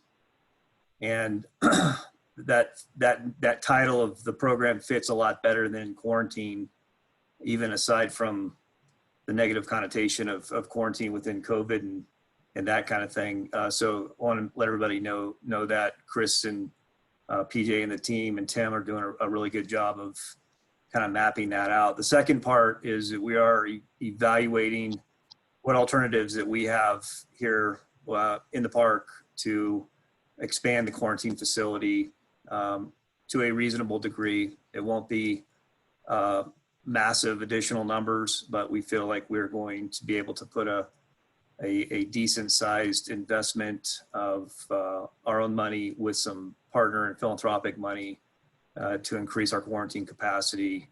And that should allow us to take more animals into quarantine in future years. And we can probably map that out more in detail here in the next few months for everyone. Cam, will I be able to go back and listen to this whole thing like anyone else? Can you repeat the name? It's changing from the quarantine program to the Bison? Bison Conservation Transfer Program. Transfer program. And is there this did not show up in the winter ops plan right now. Is there a concept that changed the title of that subsection, which for this year, or is that just a beginning to happen thing? Yeah, we're just starting that right now. We're migrating towards changing the name. There's a variety of reasons for it. Like I said, you know, a lot of our partners who may want to donate, for instance, it's more difficult to sell the term quarantine program. I think the new title is more representative of what it stands for, and we've got some good details that we'll share here soon with everyone. Super. Any other thoughts on quarantine, please, Megan? Sorry. Hi, Cam. So we'll definitely look forward to awaiting further details about that. I'm just in the meantime wondering, especially with the name change, are there any thoughts or plans on expanding the destination of those animals beyond tribal herds? Well, we have those conversations. I wouldn't say right now we're ready to say, I mean, the top priority right now is for us to get the program and running at a capacity that is beyond what it currently has been. I think there'll be plenty of conversations that we can have, first and foremost with the tribes about where those animals can go ultimately, depending on what that capacity looks like.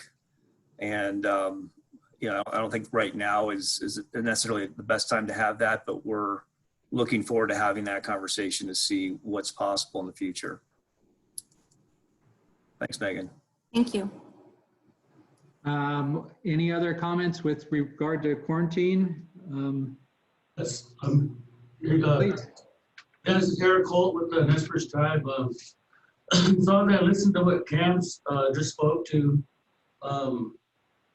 In light of all that, it seems like you're wanting to expand quarantine and translocation, and that's like forcing it on the tribes during the IBMP management process. I mean, to me, it seems like this translocation and quarantine program, you're wanting to see it expand, but there's still, my concern with it all is that it comes in light of during a tribal treaty harvest, and you quarantine these animals, you get them, you haze them, and so this process, there needs to be a more, how do I say it? I mean, we need to dissect it more to see how it affects the tribal treaty hunts. I mean, if you're expanding the quarantine facilities, that means you've already had these discussions and you're making it so that you're going to do this to more buffalo. And so the translocation also, if you're going to expand the quarantine, then you're expanding translocation. And so to me, it seems like that the treaty harvest and the harvest hunt aspect is diminishing. And we want to see the expansion of the treaty harvest by our tribal members going out onto that landscape and harvesting those animals. And when you say these things of expansion and quarantine and translocation, well, then you see the numbers that you're wanting to adjust to. It's hard for me to buy into that concept. So, Eric, let's give Cam a chance to respond, and then I'll note that we have one more item before we go into the trap hunt population discussion that this begins into. Cam? Well, first of all, your opinions are very important, and I would say there's a way to do both. I don't know that a nominal increase in quarantine numbers severely diminishes the harvest opportunities. If anything, it probably diminishes the number of bison that we end up, or buffalo we end up shipping to slaughter. And so our goal will be to work with you very closely to balance that, increase opportunities for harvest, at the same time, take a few more animals into the quarantine program to get them, as Chris pointed out earlier, us to be able to see these genetics outside of the Yellowstone boundary is very important to us. It's been very successful. I think the numbers that you'll see as far as, an expansion are not enormously increased from what we currently do. So I would say it's a slight expansion. I don't see it as a number that's so substantial that it would decrease harvest opportunities, but we'll look forward to having those conversations with you as we move along. Let's go ahead and swap over to Mike Tom. There was a request for the Custer Gallatin National Forest review of Beatty Gulch safety zone markers, and then largely we're going to come back a bit to the discussion of the trap and winter ops. Please, Michael. Yeah, thanks, Scott. This should be fairly short and sweet, but good morning, everybody. So yeah, following up from this summer, there's a desire just to relook at the shooting closure boundary markers out of Beatty Gulch. Are they easily discernible? Are they understandable by our hunters that are on the ground? So chatted a bit with Carl briefly, but then what happened on the ground, our Forest Service law enforcement, Brad Bolte and Park Ranger Brian Helms and Forest Service staff went out there and kind of cited in those posts, reposted all the boundaries there with round fence posts, so it is discernible from all sides where that is versus the kind of 2D posts we had out there prior. We ultimately added in a couple posts to fill some gaps, so folks don't have to guess as much where they're at. And then also those sight lines, as we put in these new posts, kind of tried to make that line as straight as we can with the kind of topographic features out there. Some of the concerns before was there were zigzags in that marking on the ground, so we did clean that up a bit. And so, yeah, as folks get out there this winter here, you'll see new posts, a little more discernible. I'd encourage folks when your wardens get down and hunters get down, just to take a walk out there, check it out before bison are actually there, accessible to hunt. So that has been done. Any questions, or as it comes up this winter, let me know. Great, thanks, Mike, and apologize for mispronouncing your last name. No worries, Scott. You mentioned Brian and Carl were there. Any comments from them? I know at least Carl's on. I haven't seen Brian, and there may not be. Appreciate Mike's efforts there. One of the challenges our hunters have voiced is the issue of how the safety zones are marked, and he was very responsive to our needs. And again, thank you very much, Mike. Good job. Thanks, Carl. And you also mentioned Brian. Anything from Brian? If he's even on, I'm going to apologize. I haven't seen his name. Okay. Anybody else? Just add in Brad Bolte, our Forest Service LEO, if you have anything additional to add, Brad. I've seen you're on. I don't. Thanks, Mike. Okay, I think that closes that. It takes us, I just want to look ahead. The discussion on from Jeremy on the hunt trap population goals with others, obviously, and then a summation of the winter operations plan, where we're at, where the partners are at before going into status reports. Quincy, I'm wondering, we didn't distinctly say, but how about if we take like a 3-minute break just in case folks want coffee, and I think we'll still be able to finish on time at noon. Does that sound all right, Quincy? 8:10:4, let's come back at 10 a.m. 11 Okay. a.m. your time. That Okay. work?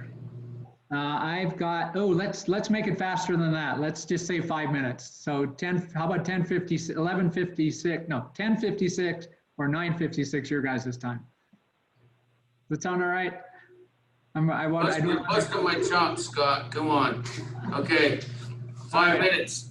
Let's try 5 minutes. Thanks. Okay.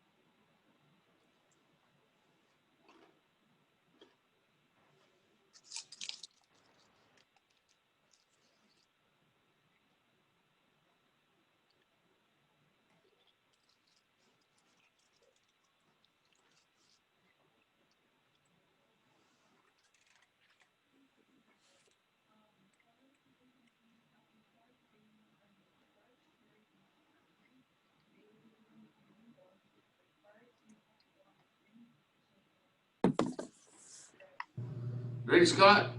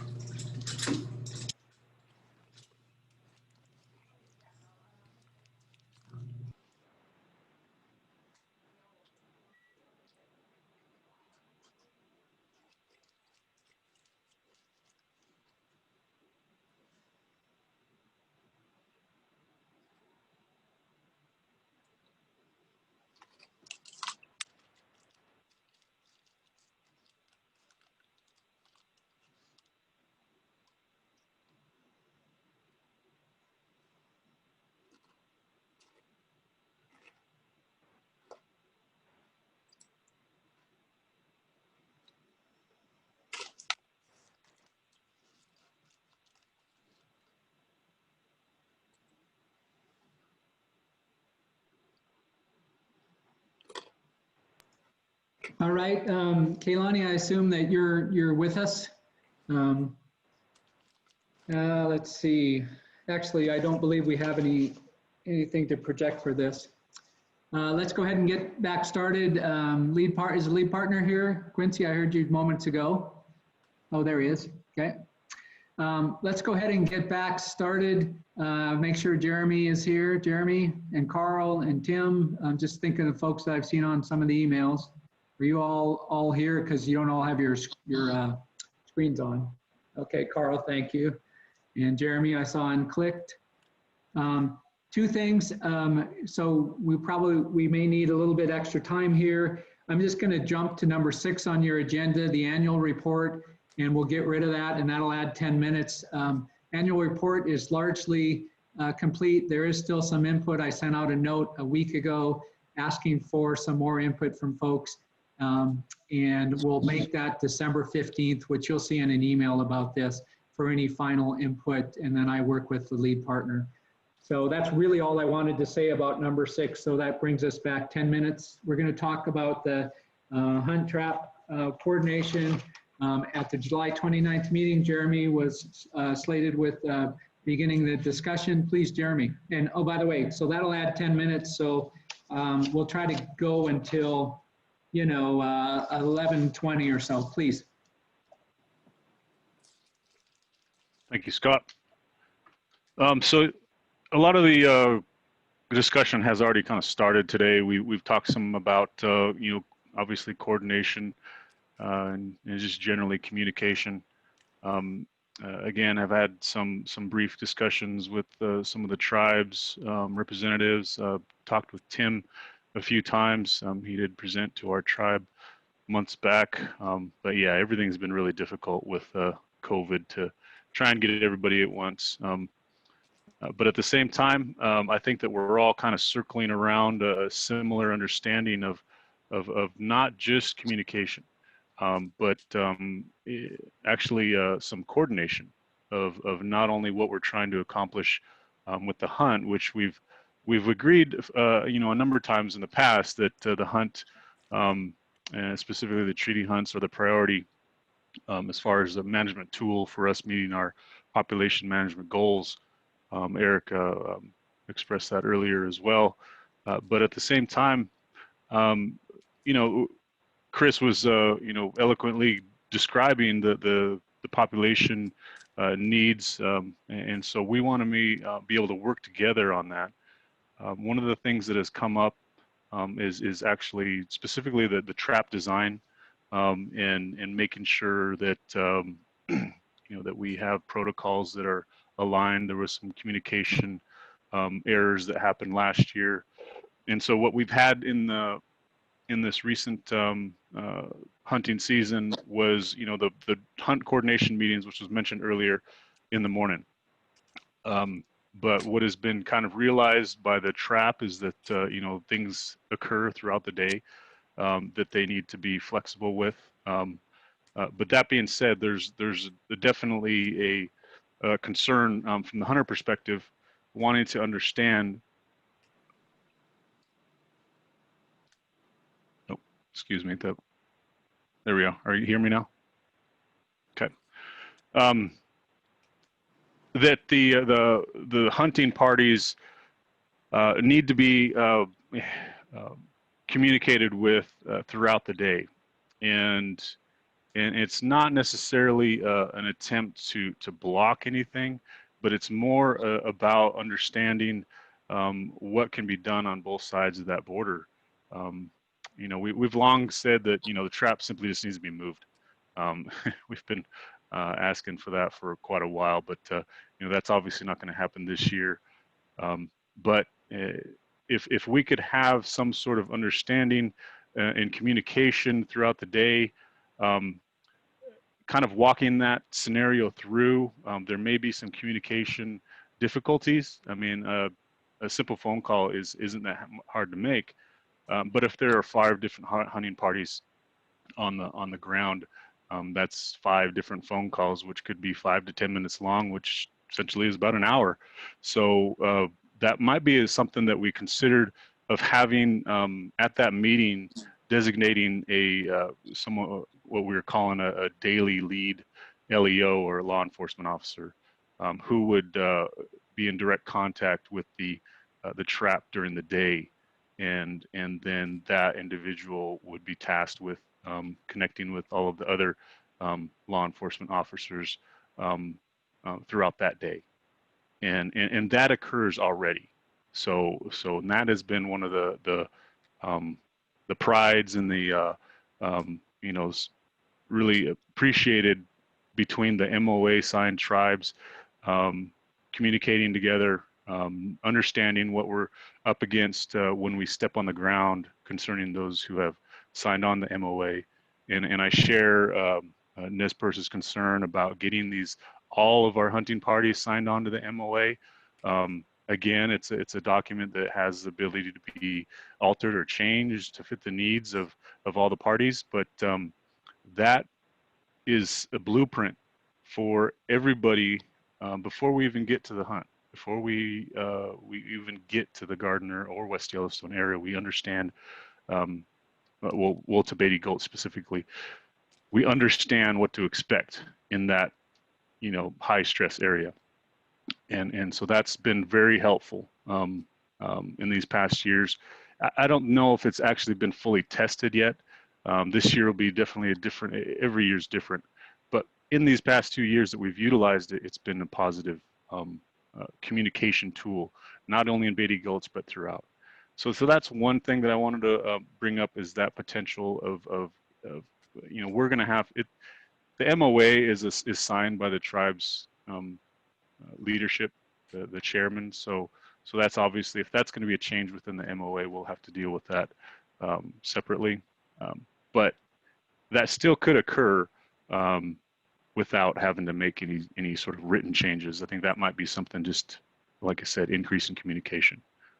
The second part about what had been discussed is actually the operations of the trap within the trap protocols of making sure that they have the ability to act as wildlife and leave the park volitionally. And so that might bring up some concerns of what was just presented last with the quarantine. We brought up the hay storage. We brought up the gates that are up to make sure that those are open. The snow berms that were put up, not to, you know, that there's area for them to get through. So those things I think will continue to be discussed. And if there are any changes to those, those are the things that we want to make sure are communicated, potentially through that daily lead LEO, and then outwardly to the rest of the hunting parties that are on the ground that day. Jeremy, can we bring, I know you and Tim and several folks have been on an email trail. Can we bring Tim in and just have his thoughts? You bet. I think he's on. Oh, maybe not. I didn't see him on earlier, but one thing that I can say, and Chris, you can confirm this, but that he said that for the most part, we would be more directly connecting with him and Chris as far as this type of coordination. And so he said he was going to, you know, have more discussions with his team, and we've just kind of run out of time before this meeting. So we, I don't know, Chris, if you have anything to add, or if you've talked to Tim since our discussion. Can you guys hear me? There, now we got you, Tim. Please go ahead. Okay. No, I think, and Chris can chime in, please do. Just hearing off a couple of things that Jeremy teed up. I think that from our end, in terms of communication, we're going to have a tighter communication group as it pertains to the filtering what goes into the calculus, if you will, and the decisions to trap and when to trap and what to trap. And that group is Chris and myself, and then Kevin and Brian, who are the primary faces at the boundary. And that's not to say that there's not a whole team of people associated with the decision making and what goes on in Yellowstone, including Cam, PJ, Nancy Finley, et cetera. But I think just to have a leaner, a higher airspeed communications apparatus to eliminate some of the errors is something that we're going to work on. And also Brian is on. Brian can chime in as he sees fit. I believe he's on his mobile phone. With that said, and just with no, just opportunistically picking off some topics that have come up. For example, we have been working on the road down at Stevens Creek. That's a work in progress in terms of raising the essentially the road bed and elevation of that to help with drifting.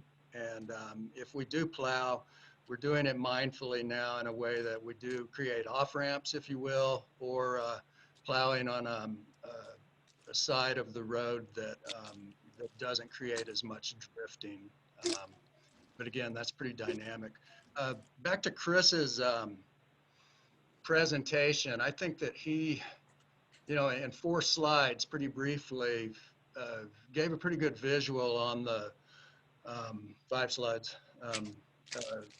the multivariant nature of what goes on in trapping or achieving the removal recommendation. And I will say that the removal recommendation is science-based. It's very important to us in terms of our overarching goal of maintaining you know, a healthy, viable herd of bison in Yellowstone to meet all of the needs and expectations that have become attached. Okay. Are you also going to the Fishco meeting too? Can folks, whoever has their microphone on, can you turn your microphone off, please? And do you still have me? Yes, we do. I think that just to cut to the chase here on hunt trap coordination, communication is key, and we're going to lean on that heavily with a tighter communication model. There'll be a lot of sweat equity that goes into that. And there's been some very initial draft language suggestions for the hunt trap coordination component of the operating plan. I think the intent from the NPS input into that is that this is a very dynamic situation, and it requires a minute by minute analysis of the totality of circumstance, particularly as we get into the heart of the season, you know, typically February and March. And that's when timeframes compress, shipping, consignment constraints are apparent, and capture and hunting opportunity and harvest have some friction points. And so I think that the best that I can offer is that we will communicate more aggressively than ever on what we're doing. But I don't think that this situation lends itself to binary edicts such as we're not going to trap today or we're going to trap today. I think that we have to take it you know, minute by minute based on information And I would give a shout out to the tribal enforcement staff, the agency enforcement staff, and then our enforcement staff that are the principals down there, Brian and Kevin. They're really the load-bearing structural element of the communications, and that is not going away. I think that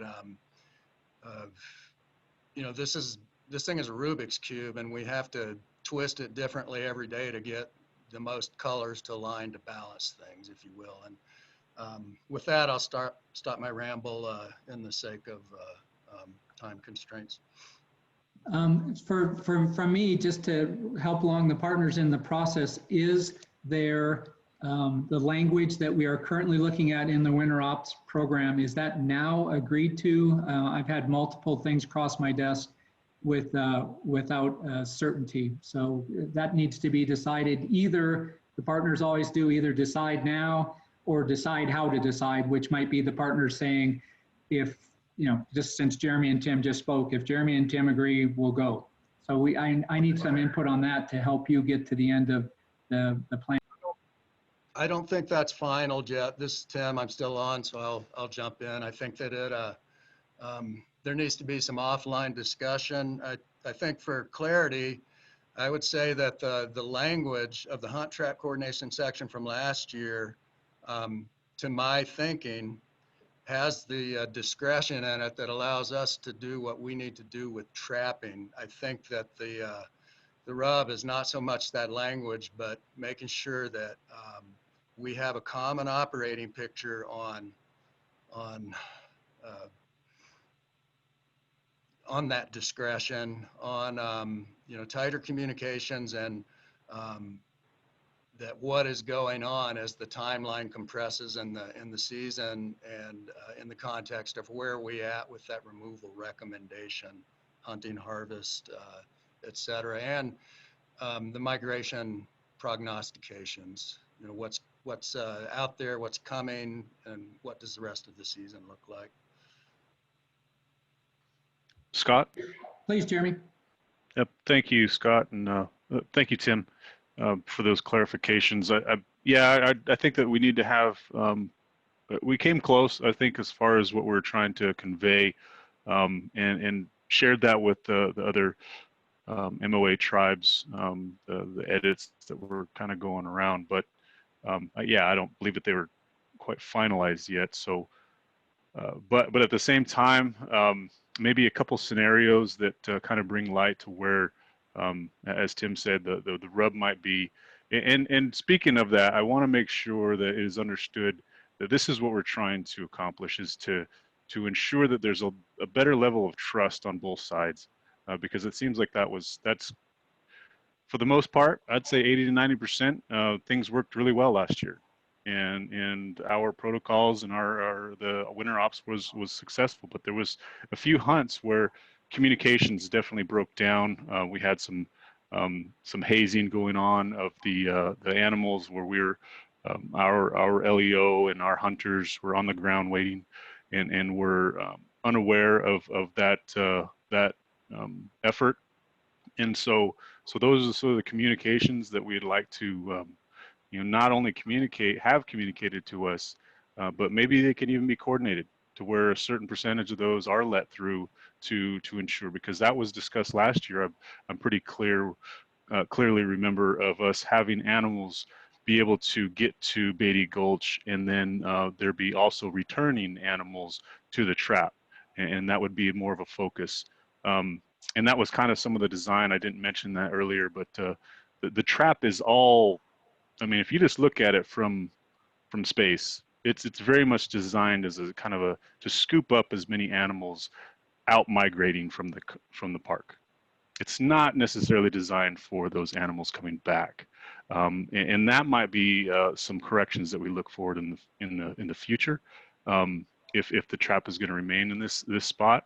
To go along with that understanding that the trap or the hunt is the priority tool for our management of these populations, and that would reflect in that, if that was to occur. But that being said, again, if we could have some of those coordinations occur in time, as Tim was saying, things come up. We're all watching these animals. They're not cheetahs. They're not racing down the landscape. So we're all glassing them and watching them carefully, and they do arrive faster than normal sometimes. But at the same time, those coordinations, those estimates, those thoughts about what we might do, what the time of the year is, because that's another big issue. Is Tim mentioned February and March. Well, that is also when the weather comes and when the animals are moving, which also means there's more hunters on the ground. So the success rate goes right along with the safety aspect of this. So if we're putting those two things, at the forefront, the communications and potential coordinations that we have with the trap operations, I think will assist and help both efforts. Can we name a group of people who are going to finalize the language, and then for the partners, I need to have it back by probably December 15th. Obviously, partners then again get a chance to do the signing. And if we can do that, since clearly we're not going to wordsmith here, then we could move forward. And I'm assuming Tim and Jeremy would be on that group. Would that be acceptable, Quincy? And then we can move on. And I'm trying to get us done by noon. Yeah. And we have some comments here. Well, okay. Scott, Neil here. To your last comments there, I will save my comments because you're trying to avoid wordsmithing here during this meeting on our living documents. So I'll hold out for the time being and let Quincy move forward with how he wants to proceed here. Does that put Neil, you'll be on the group that helps rewrite this document then? I've got your name. I'm assuming Mark Delaray and Tom McDonald, would both of you, or possibly Steph? Others? Maybe none of those. I don't want to volunteer anybody, but Scott? Please, Quincy. Yeah, I just had a few things to mention about this, this communication, trapping. It's, we keep going round and round and round about this. I think things are getting better. Last year there was a huge, it was called a glitch in the communication. And I think it really it created a lot of distrust that Brian Helm and Kevin Dooley worked very hard to build up. And when things like that happen, and when they're on the front line, in my opinion, that creates a kind of a hostile environment. And none of us should be, including them, should have to experience that. And the result is this, and it's of having to keep working and working and working and trying to rebuild that trust. And I always want to remind the National Park Service that they have the trust responsibility as a federal entity to the federally recognized tribes. And when things like that happen, it dramatically affects the birthright that we have as Nez Perce. I'm just going to speak from my perspective. And and it creates frustration from myself, and then I have to turn around and communicate that with my hunters, and it makes things uncredible. With myself and my hunters, my commission, we work very hard. And then with the law enforcement and the position that Kevin and Brian were put in, it's uncalled for. And I hope that we can learn from that. But when things like this happen with the trapping, you're also determining how successful hunting can be. I've said it once and I'll keep saying it again. I hope that we can do the best that we can to minimize it. And we heard from Chris Jeremiah about targeting different sexes at different times, and particularly the males. But what happens, I like to reverse that question or that recommendation to the Park Service as well, When you have a calf in there and they give out that distress call, these are herd oriented. And when you have a wolf pack just sitting up there on the hillside, they're naturally going to conjugate to that. And there's already herd memory there. That herd memory is there year after year after year after year. And so it's going to take a while to work through this. And I hope that, the Park Service listen to what, where the frustration that we have, that we're us as elected officials amongst our respective sovereign nations, we do the best that we can to get that home for the subsistence of our people. And when you, and also with, with the dumping of the carcasses as well, the animals that have to be put down inside the park, I think that's something too that we should probably work on in the future. Because when you have a distress call to calves and the cows, the herd memory, you have a bone pile, that memory is there from grizzlies to wolves to cats. And I think it's something that, the Park Service, hopefully we can work on as well. But I hope that we can have a good, successful, most importantly, safe hunt, and truly give hunting a good opportunity, because when very little goes by, the Park Service is just as much a part of the environment outside the park boundary. And it creates that. You'll hear it from everybody that's seasoned hunter that witnessed it. They're just as much a part of it, and they have the trust responsibility to the tribes as a treaty holder tribe, bound, from Nez Perce 12 stat 0.957. And it's important that we take that very seriously and look at it from our perspective. I depend on it. I highly depend on it, and so does my kids and my wife. So hopefully, I appreciate the work that Jeremy Wolf and Tim has put into this. Hopefully we can find a really good system that works, but most importantly, listen to where we're coming from. Thank you. Thanks, Quincy. So I want to just point out, if we continue this discussion, we're going to need to go to 12:15 or 12:30 Bozeman time, 11:15, 11:30. I'm trying to not have that happen for all of your interests. Can we name that team that will provide the work? And right now I have Neil, Jeremy, and Tim. Is there anyone else who would want to be on that final language for the hunt trap coordination? And the notes will reflect that, and there will be a request to have the language back by December 15th. Anyone else? And you can either say out loud now, or you could type me in the chat message if you want to be, and I can capture that in the notes. Yeah, Scott, add Eric Holt to that list as well. Okay. Thank you. Okay, so right now, as far as the language is concerned, for hunt trap coordination, Jeremy, Tim, and potentially Tim, he was mentioning Chris earlier, Neil and Eric will be the ones who settle on the language. That's what the notes will reflect, unless no one has typed to me separately. I am getting comments that I'm gone at 12:15, so that's what the notes will reflect. Jeremy, Tim, there's where we're at. Okay, so we'll move on to the items shown as updates, beginning with, let's hit this back a little backwards, since I know that Mark and Shana have a couple of presentation slides. Let's drop down to number 3.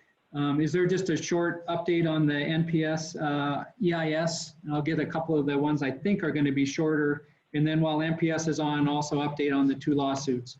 Then we'll come back, Shana, to you and Mark. NPS, description of current status of the Bison EIS.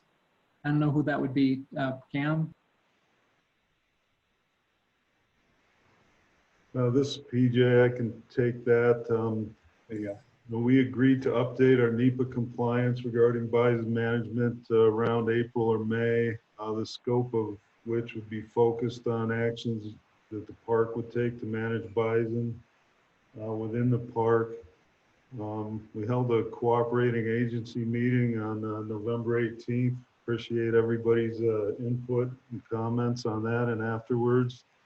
And our next steps are to continue to develop content for a notice of intent to be published in the Federal Register.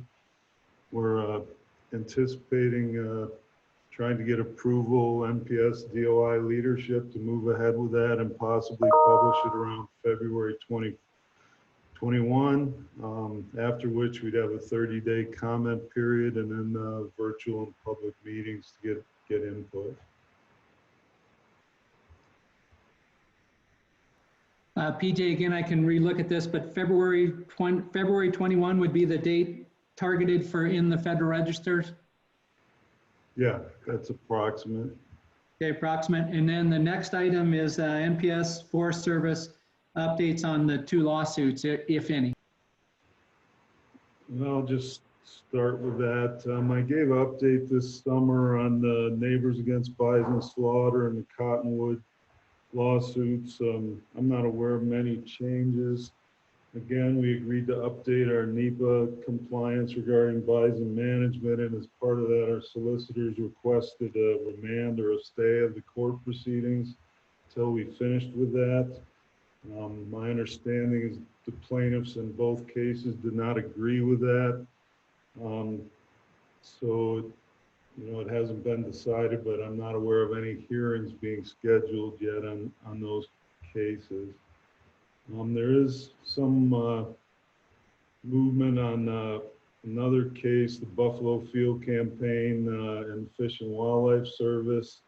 It regards the September 2019 decision by Fish and Wildlife not to undertake a 12-month status review on bison to potentially list them as a threatened species. And the BFC has filed a motion for summary judgment on November 16th. So that'll be accelerating, I guess.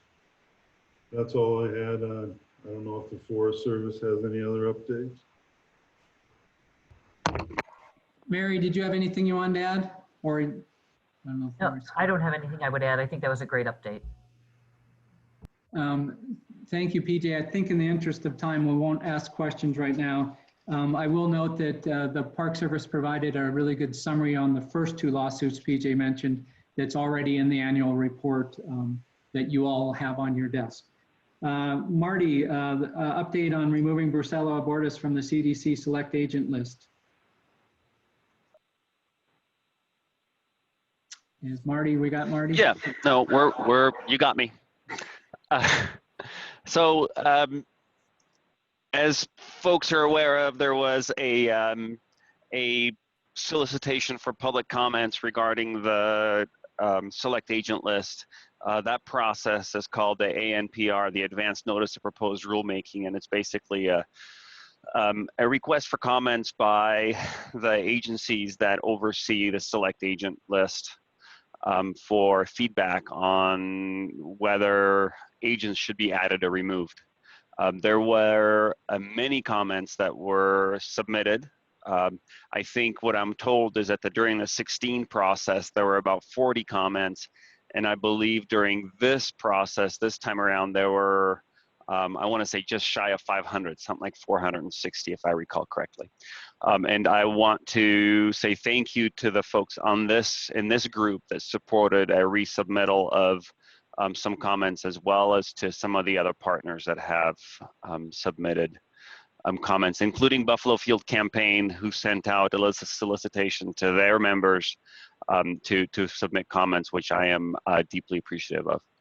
So the long and short is we have not heard specifically the answer an answer relating to the designation of Brucella abortus at this point. I don't believe that we've gotten a formal response in that regard, or that the government has published a kind of a final rulemaking. However, we have received some promising information. Sometime in early October, the USDA announced that they are going to reinstitute the ability to conduct outdoor research on Brucella abortus.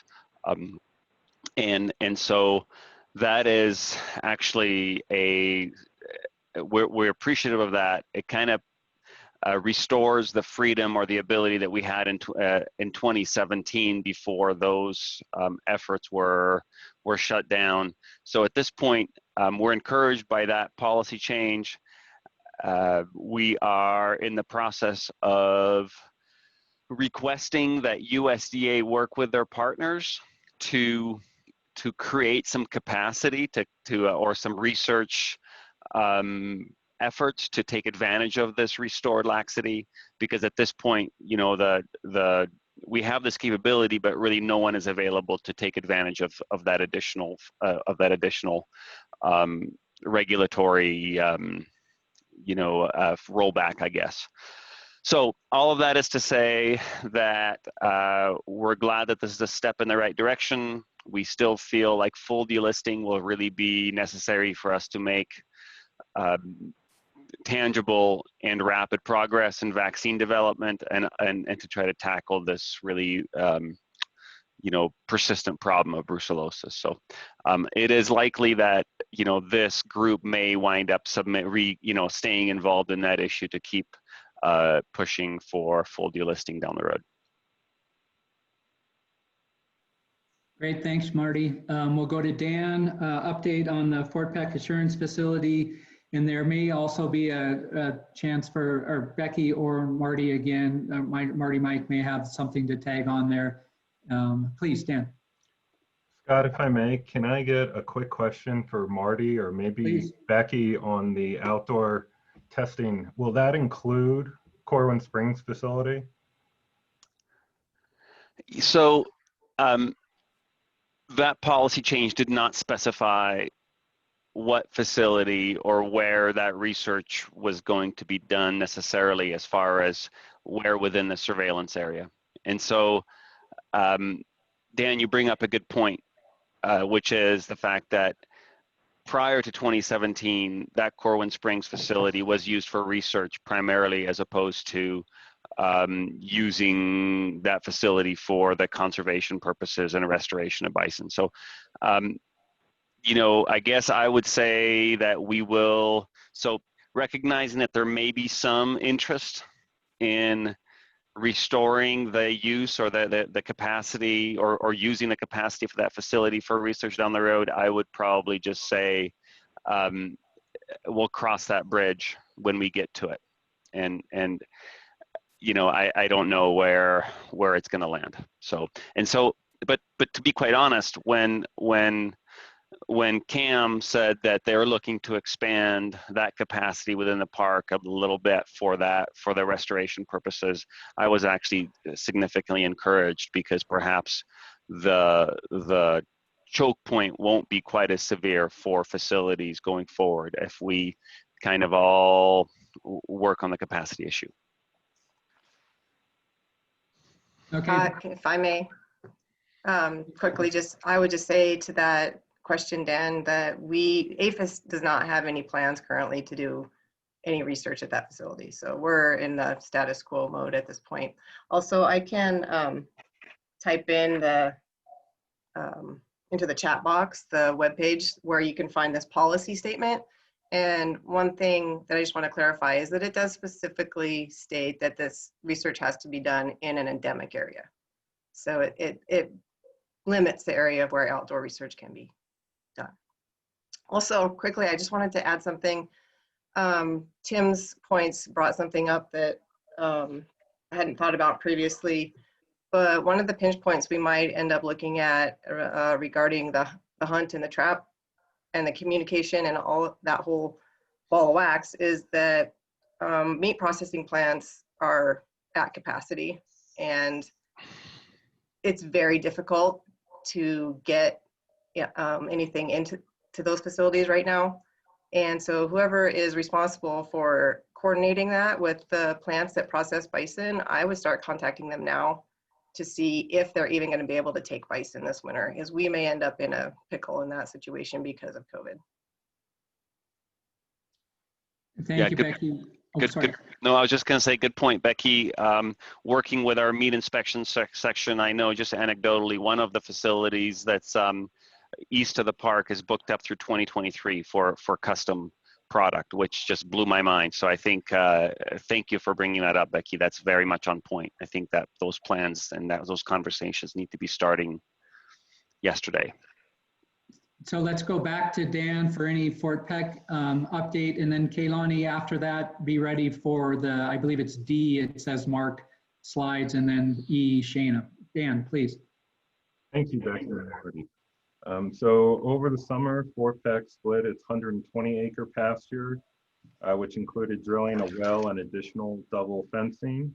So now the tribes have a 160-acre pasture and two 60-acre pastures. The plan is that the 160-acre pasture will be split this coming summer, which should accommodate all future transfers until either Stevens Creek or Corwin Springs further expand, or Fort Peck participates in phase 2 testing. After the historic transfer of the 40 bulls this summer, Fort Peck currently has 2 pens that are occupied with cohorts. And then we expect transfers to and from the facility to continue to reestablish Yellowstone buffalo to tribal lands. And I want to give a big thank you to Department of Livestock, APHIS, and MPS for all their assistance with this. Okay, Dan, you said you were going to be short on the email, and you were. Thanks very much. Kaylani, Kaylani, can you switch to sharing your screen, and we're going to move to the Mark Delaray, Shana Dremel, also Nathan may be part of this. And the first thing up is about the letter, and we only just got Mark your map for this first thing. We didn't put the letter there. Okay, that's fine, Scott. Thank you. Try to be quick here and keep this moving. For everyone, just to remind everyone, the bison carcass accumulation in the Beatty Gulch area has been an issue that the IBMP has discussed now repeatedly at different meetings, including a field trip at one point out on the site there to look at the conditions of and situation there. The issue originated due to concern, some from the Gardner community, including the Bear Creek Council brought that to us, and also concerns over bear-human conflict, bear safety, and impacts to other scavenger species that consume lead while scavenging carcasses. So those are the concerns that have come up. The IBMP designated a subcommittee to then look at this issue, and it was a multi-agency subcommittee that met a couple times and worked on a document that identified the concerns and came up with some solutions. The solution that was chosen at this time was one that was voluntary, where hunters would be asked to voluntarily remove carcasses from the area. So along those, and that's kind of where we left it, I believe, at the last meeting. And so what I'd like to add at this point, at least, is what Fish, Wildlife and Parks has done. What I've done along those lines is that on October 22nd, I sent a letter, which I think was sent to everyone. Is that correct, Scott? I believe it was. We were waiting on Quincy, so it's possible it didn't go out. I guess I don't remember. I apologize. Well, regardless, it doesn't, that's not important. What I did though is we send a letter each year to our hunters who are going to be hunting in that northern area there near Gardner. And in that letter, we ask them to coordinate if they're going to be hunting in Beatty Gulch with the other hunt agencies and to attend the morning meeting and work with law enforcement, et cetera. And we identify that there are other hunts that are ongoing for their information, and actually encourage them to hunt in other areas if possible. But one addition I did to this year's letter was I identified this concern over the carcass accumulation in the Beatty Gulch area, discussed the impacts, and then asked hunters to voluntarily remove carcasses from that Beatty Gulch area if they were to harvest an animal there. And included, what you're seeing in front of you is a map that was included with the letter that went out to the state hunters. So I think this is a first step. I think it's a good first step to try, because I know some hunters are already doing this and some agencies are already encouraging this. So I think the voluntary approach is a good one. I think it's a first step, as I mentioned, and it'd be interesting to see, you know, if more is needed. This may resolve many of those concerns, and if so, that's terrific. What I'd like to do now is hand this off to Shana and Shana Dremel and potentially Nathan Barley, because there's part of this carcass removal is actually making it possible for hunters and facilitating the removal of carcasses. And Shane has worked along those lines to try to find a way to make it easier. And while we're getting over to Shana, Kaylani, can you switch to the last slide presentation that came from Shana? What I would, as Shana gets going here, what I would do, what I would like is I'd encourage the other hunt agencies to, and I know many of you do already, but to discuss this concern with your hunters and, as possible, try to remove carcasses from that Beatty Gulch area. And Shana, why don't we try to keep it to 5 minutes or a little bit right in that area, give a chance for a couple questions. Thanks, Shana. Okay, sure. Thank you. And thanks for having me. So I've been working the last few months since the last meeting to try and basically source a dump trailer that could be used to help facilitate, that could be parked like in the Beatty Gulch area, that would help facilitate removal of carcass remains in the area. We initially had set aside GYC $5,000 for this effort.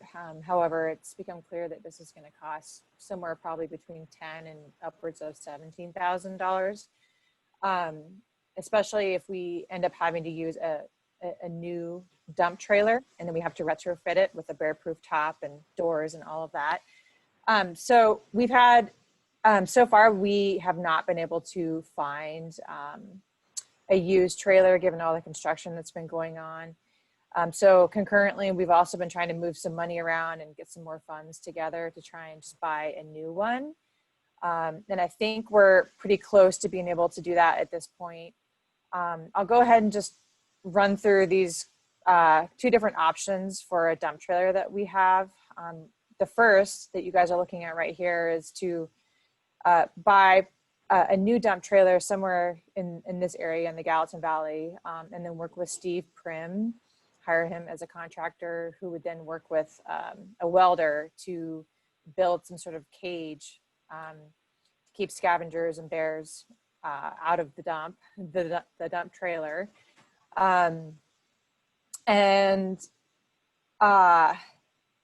This comes with a couple of different caveats. Well, for one, the welder that he's used in the past for some of his work on this is no longer in business. And so we don't have a welder identified. And so he would kind of have to start over from scratch on that. And so we've also been talking to, and you can go ahead and click to the next slide. We've also been talking to an outfit in Cody, Wyoming called Robertson Enterprises. These guys are who we have contracted with in the past to help build and provide bear-proof dumpsters and bear bins for our Forest Service partnership. And so these guys already have prototypes and have models for the IGBC certified like bear latching systems and door handles and things like that. And so currently we're leaning towards going with these guys, and they've put together a couple of sketches for us for dump trailers that could be used. These would also be nice too, because They would make it more kind of lower to the ground, more easily accessible for folks to dispose of remains into the trailer. And you can kind of go ahead and scroll through a couple of the different options here. Sorry, a couple of the different pictures here that just show what it would look like. And then that's kind of the last page right there. But essentially, you know, we're leaning towards going with the second option at this point. And I think where we're at right now, since we are very low on time to talk about this, is before we make this rather large investment, we really need to get sort of a commitment from one of the agencies to take over ownership of the dumpster. We were thinking either the Forest Service or Montana Fish, Wildlife and Parks, or even potentially the community of Gardner. Because GYC can't really, we just can't take ownership of such things, and we don't really have the capacity for maintenance and dumping of a dump trailer. And so we would love to get some sort of a commitment from somebody before we go ahead and make this investment. And then secondly, there are some potential ongoing costs that, you know, folks need to consider, and that includes things such as, you know, fuel and dumping fees. And then if we went with the first option of building that kind of cage mechanism, it's likely that we would need to build some sort of ramp to help people get up to the dump trailer at the Beatty Gulch area. And so that could cost, you know, $1,000 or more. And also that would probably come with some other logistical issues as well. So again, the reasoning for going with the second option. And then the other benefit for going with the option number 2 is that, you know, if we were to convey this to the Forest Service, for example, or Fish, Wildlife and Parks, this trailer would be totally mobile and could be used during, for example, the off season or the summer months as a sort of a mobile bear-proof dumpster that could be taken to various places or various trailheads. And so, you know, it could serve like dual purposes. So I think that's pretty cool. And then there has been some conversation too, it sounds like communicated desire between, I think, the forest and FWP to create some sort of a partnership with others here to kind of pull this whole thing off, for all of us to kind of come together and work on, you know, sharing, you know, the transport and dumping and those ongoing costs. And so I think Nathan Varley with Bear Creek Council is probably, I think he's on here today too, and I know he wants to help out. And so with that, I guess I'll just leave it open for questions or discussion if we have any time. Why don't we take just a couple minutes? First, mention Nathan, just give Nathan a second to react.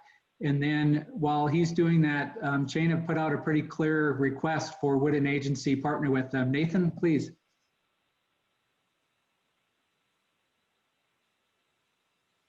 And maybe he's not on anymore. There we go. Can you hear me now? Yes. Yeah, thank you.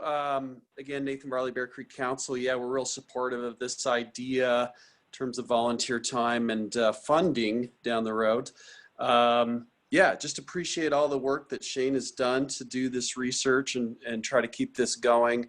And I also liked the letter that Mark wrote to the hunters. I think that really spelled out a lot of key points that will make the hunt better for the residents and people around the hunt area. Great, thanks, Nathan. Mark, unless you tell me otherwise, I'll go ahead and put the letter with the meeting report on. Is that acceptable? Yes, please do put that letter available to anyone who's interested. We have, I guess one comment I'd add is, you know, the IBMP and the hunt agencies, I think we're all looking at this as a long-term commitment and management of this herd with the park and all the other participants. This hunt is a key component to, you know, our management and the group's direction here.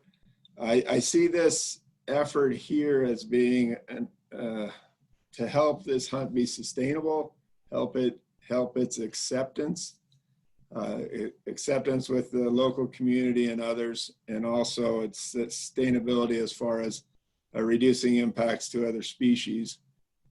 So, yeah, I think this is an important portion of what we're doing here. May I ask if anyone has a comment back to Shana with respect to her request for a partner? And then one sentence, Shana, is the money gone? Does this have to be purchased this year to lead into that? Yeah, I think we've been able to kind of work our way around making sure the money is spent by the end of the new year. I would love to get this thing going, you know, in the next week or so. These guys at Robertson's are sort of standing by, and we're kind of ready to go forward with this. And I'm going to be taking some time off for the next couple months. So just want to get this thing rolling, and it might take a month or two for these guys to build the thing. So yeah, so I'm not too worried about the funds for the dumpster at this point. We just need someone who we can hand this off to, and You know, the one thing with our side, Thanks, Shana. Quincy, please. I think Quincy came on. Yeah, hey, Scott, Neil here. And just for the record, I wanted, you know, in light of what Mark at Montana Fish, Wildlife and Parks is doing here, the letter to their hunters, one of the things we are doing internally is a volunteer program to switch from lead-based ammunition to non-lead ammo for our bison hunters. We have been doing this for the last few years, but we are starting to move a little bit more toward requirements. One of the things that's kind of holding us up right now, though, is the availability of non-lead ammunition. But we've had considerable compliance from our tribal hunters to participate in this program. So just another way to clean up the landscape and to protect those other species besides bison that are out there on that landscape outside Yellowstone. Thanks, Neil. Any agency, entity jumping forward to sign up for Shana's request and or know any other questions, please? Well, let's see, Scott, this is Mary Erickson with the Forest Service. And if you hear noises in the background, I have a couple wild dogs that are in the room with me, so that's not me. Let's see, Shana, I don't know if we're able to give you an absolute commitment today. I would echo what Mark said, which is I do think we need to have some affirmative step forward in this arena. And we're certainly willing to have a talk, and maybe it's a quick call where we get on the line with just a few of us with Fish, Wildlife and Parks and Forest Service and GYC next week. There's some, you know, obviously when a federal agency takes ownership of some property, there's a whole bunch of nuance around that in terms of how we would, you know, how it would meet our specs and licensing and maintenance and all of that. And it would be a very different arena for us to be in. So we just want to talk through what are the expectations on that. Would we put together an agreement on how that would be used? Would it be a donation to whatever agency takes it to use for all other purposes, et cetera? But that's a long-winded way to say if the likely owners of this in the longer term are Fish, Wildlife and Parks and Forest Service, I think we'd be absolutely willing to get into that conversation. I think in the longer term, all the other costs, I think we need some commitment from the other partners that we're sharing that, because this is part and parcel of implementation of the IBMP and the hunt, and those, you know, the costs of hauling and dumping and all of that probably can't be taken on by any one agency.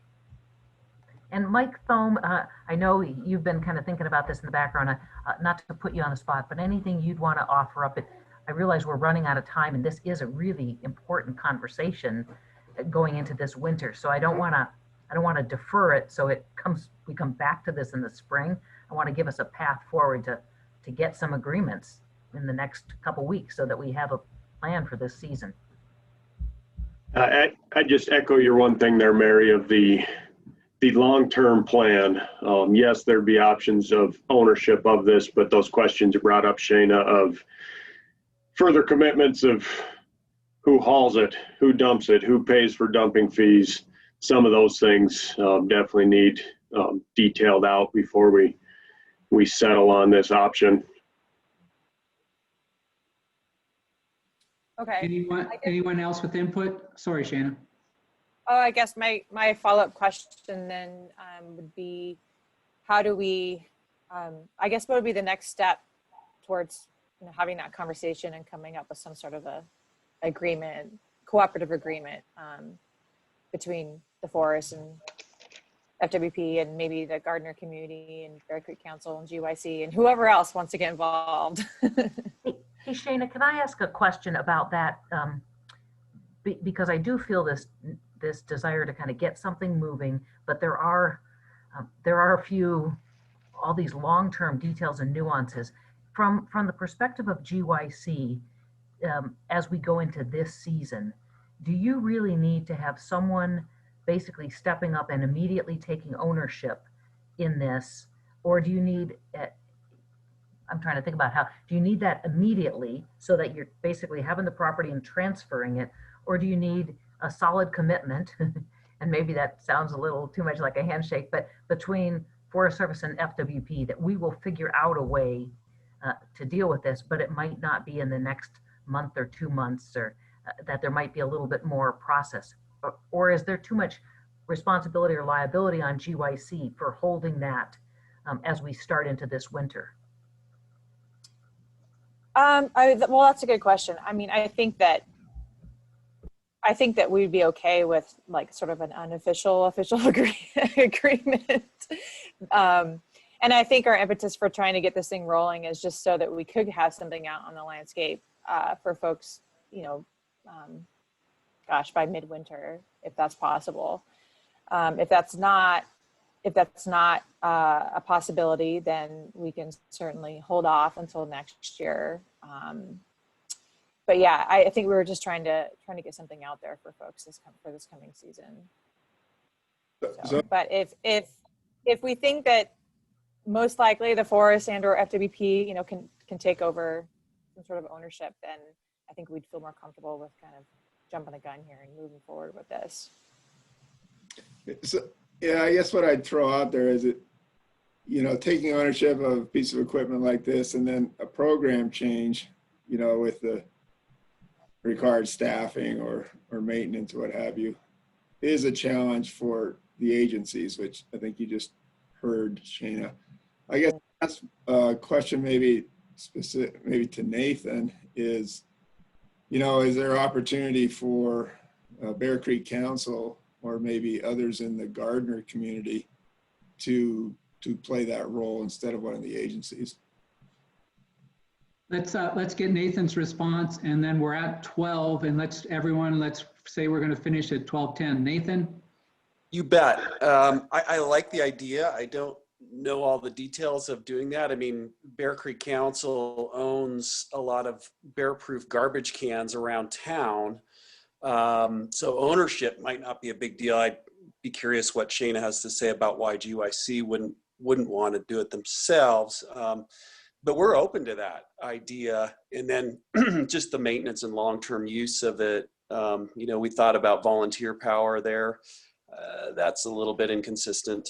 But I think what you're saying, Mark, has potential, that we would be really open to trying to be that group that could do the ownership part of it. So I'd like to ask Quincy if you're okay with wrapping this up, and the notes would reflect an action item that Forest Service, FWP, GYC, Bear Creek Council, and we'll let Nathan decide, City of Gardner, if there's a group there, would meet next. There's not. Okay, there's not. So Bear Creek Council, the only thing on that is who's going to organize that interaction. Is that you, Shana? Yeah, just keep in mind that I could be out any day having a baby. So I would love for maybe somebody else to take over that initiation. Nathan, could you initiate that, since this is interesting work? Yes, I'd be happy to. Okay, we'll reflect that.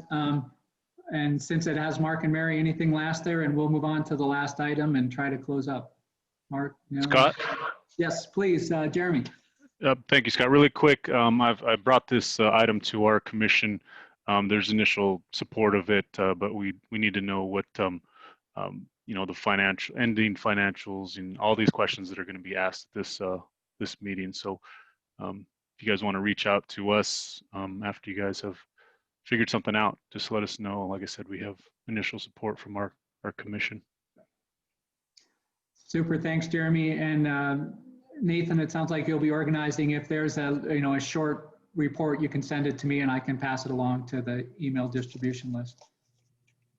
Okay, Great. we are at, where are we at? 12:01. I know I've got a couple things that say I gotta be gone at 12:15. So let's just finish up this last item.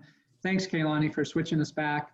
The last item is about next year, and this can all be done by email because it's next year. But there's one thing I think that the partners need to decide, and that is it's supposed to be the Park Service by partner protocols for next year. Beginning, Arnell, with ITBC, there was a discussion that said we didn't even get to have a meeting. How about next year the tribal entities get to host again and hopefully be in person. So is there any discussion on that? Cam, maybe I'll start with Cam because you said, I believe earlier, that's not a problem with you guys? Yeah, we're totally fine with that. Okay. Arnell, Bing, and Quincy, is your still goal to host a regular meeting? Yes, it is. Bing, that's true also for up there, for Tom? I'm not sure if Bing's still there.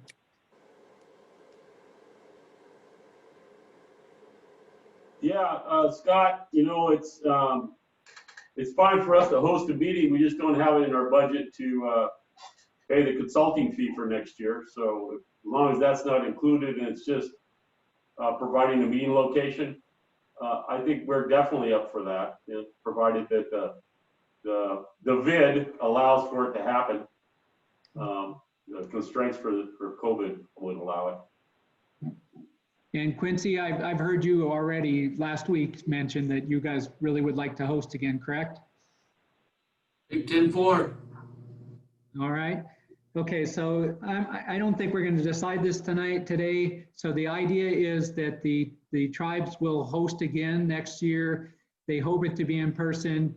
Park Service is fine with going back 1 year, so I'll change the partner protocols to show that. There is a question of budget issues that needs to be addressed. And unless someone thinks we can decide that in the next few minutes, I would say we'll just leave it at that and I'll send that out to the partners.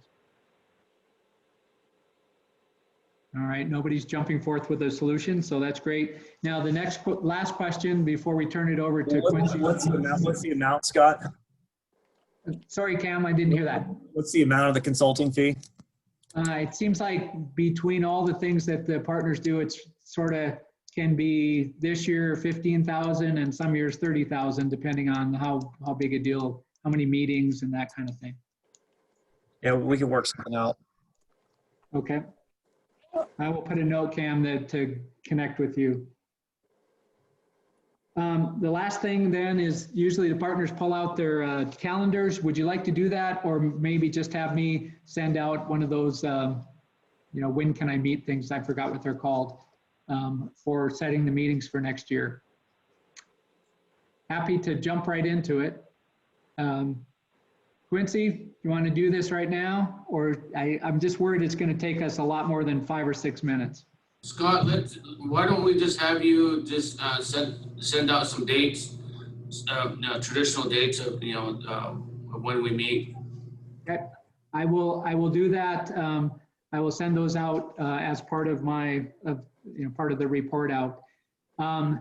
We have the last thing is the final thoughts from the lead partner, Quincy Ellenwood.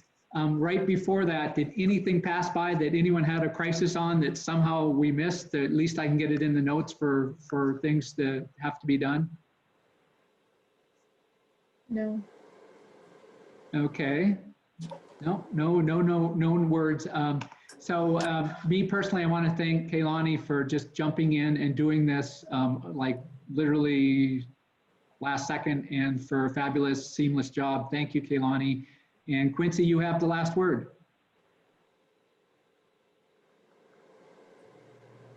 Yeah, thank you, Scott.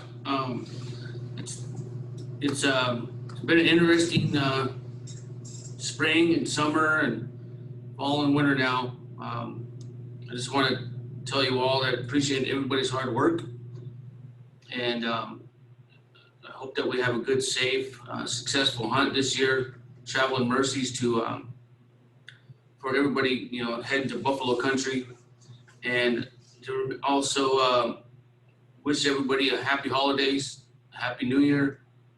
God bless you all, and I want everybody to know online I have an extra pack board. It is I put the name of Marty Zalewski on there. I'm inviting him out to come help me pack out this winter. But not just kidding. But I just want to wish you all happy holidays. Thanks for allowing the tribes to host another year. I look forward to working with you all. It's an honor and privilege to serve the Nez Perce tribe and be a part of this IBMP table. Thank you very much.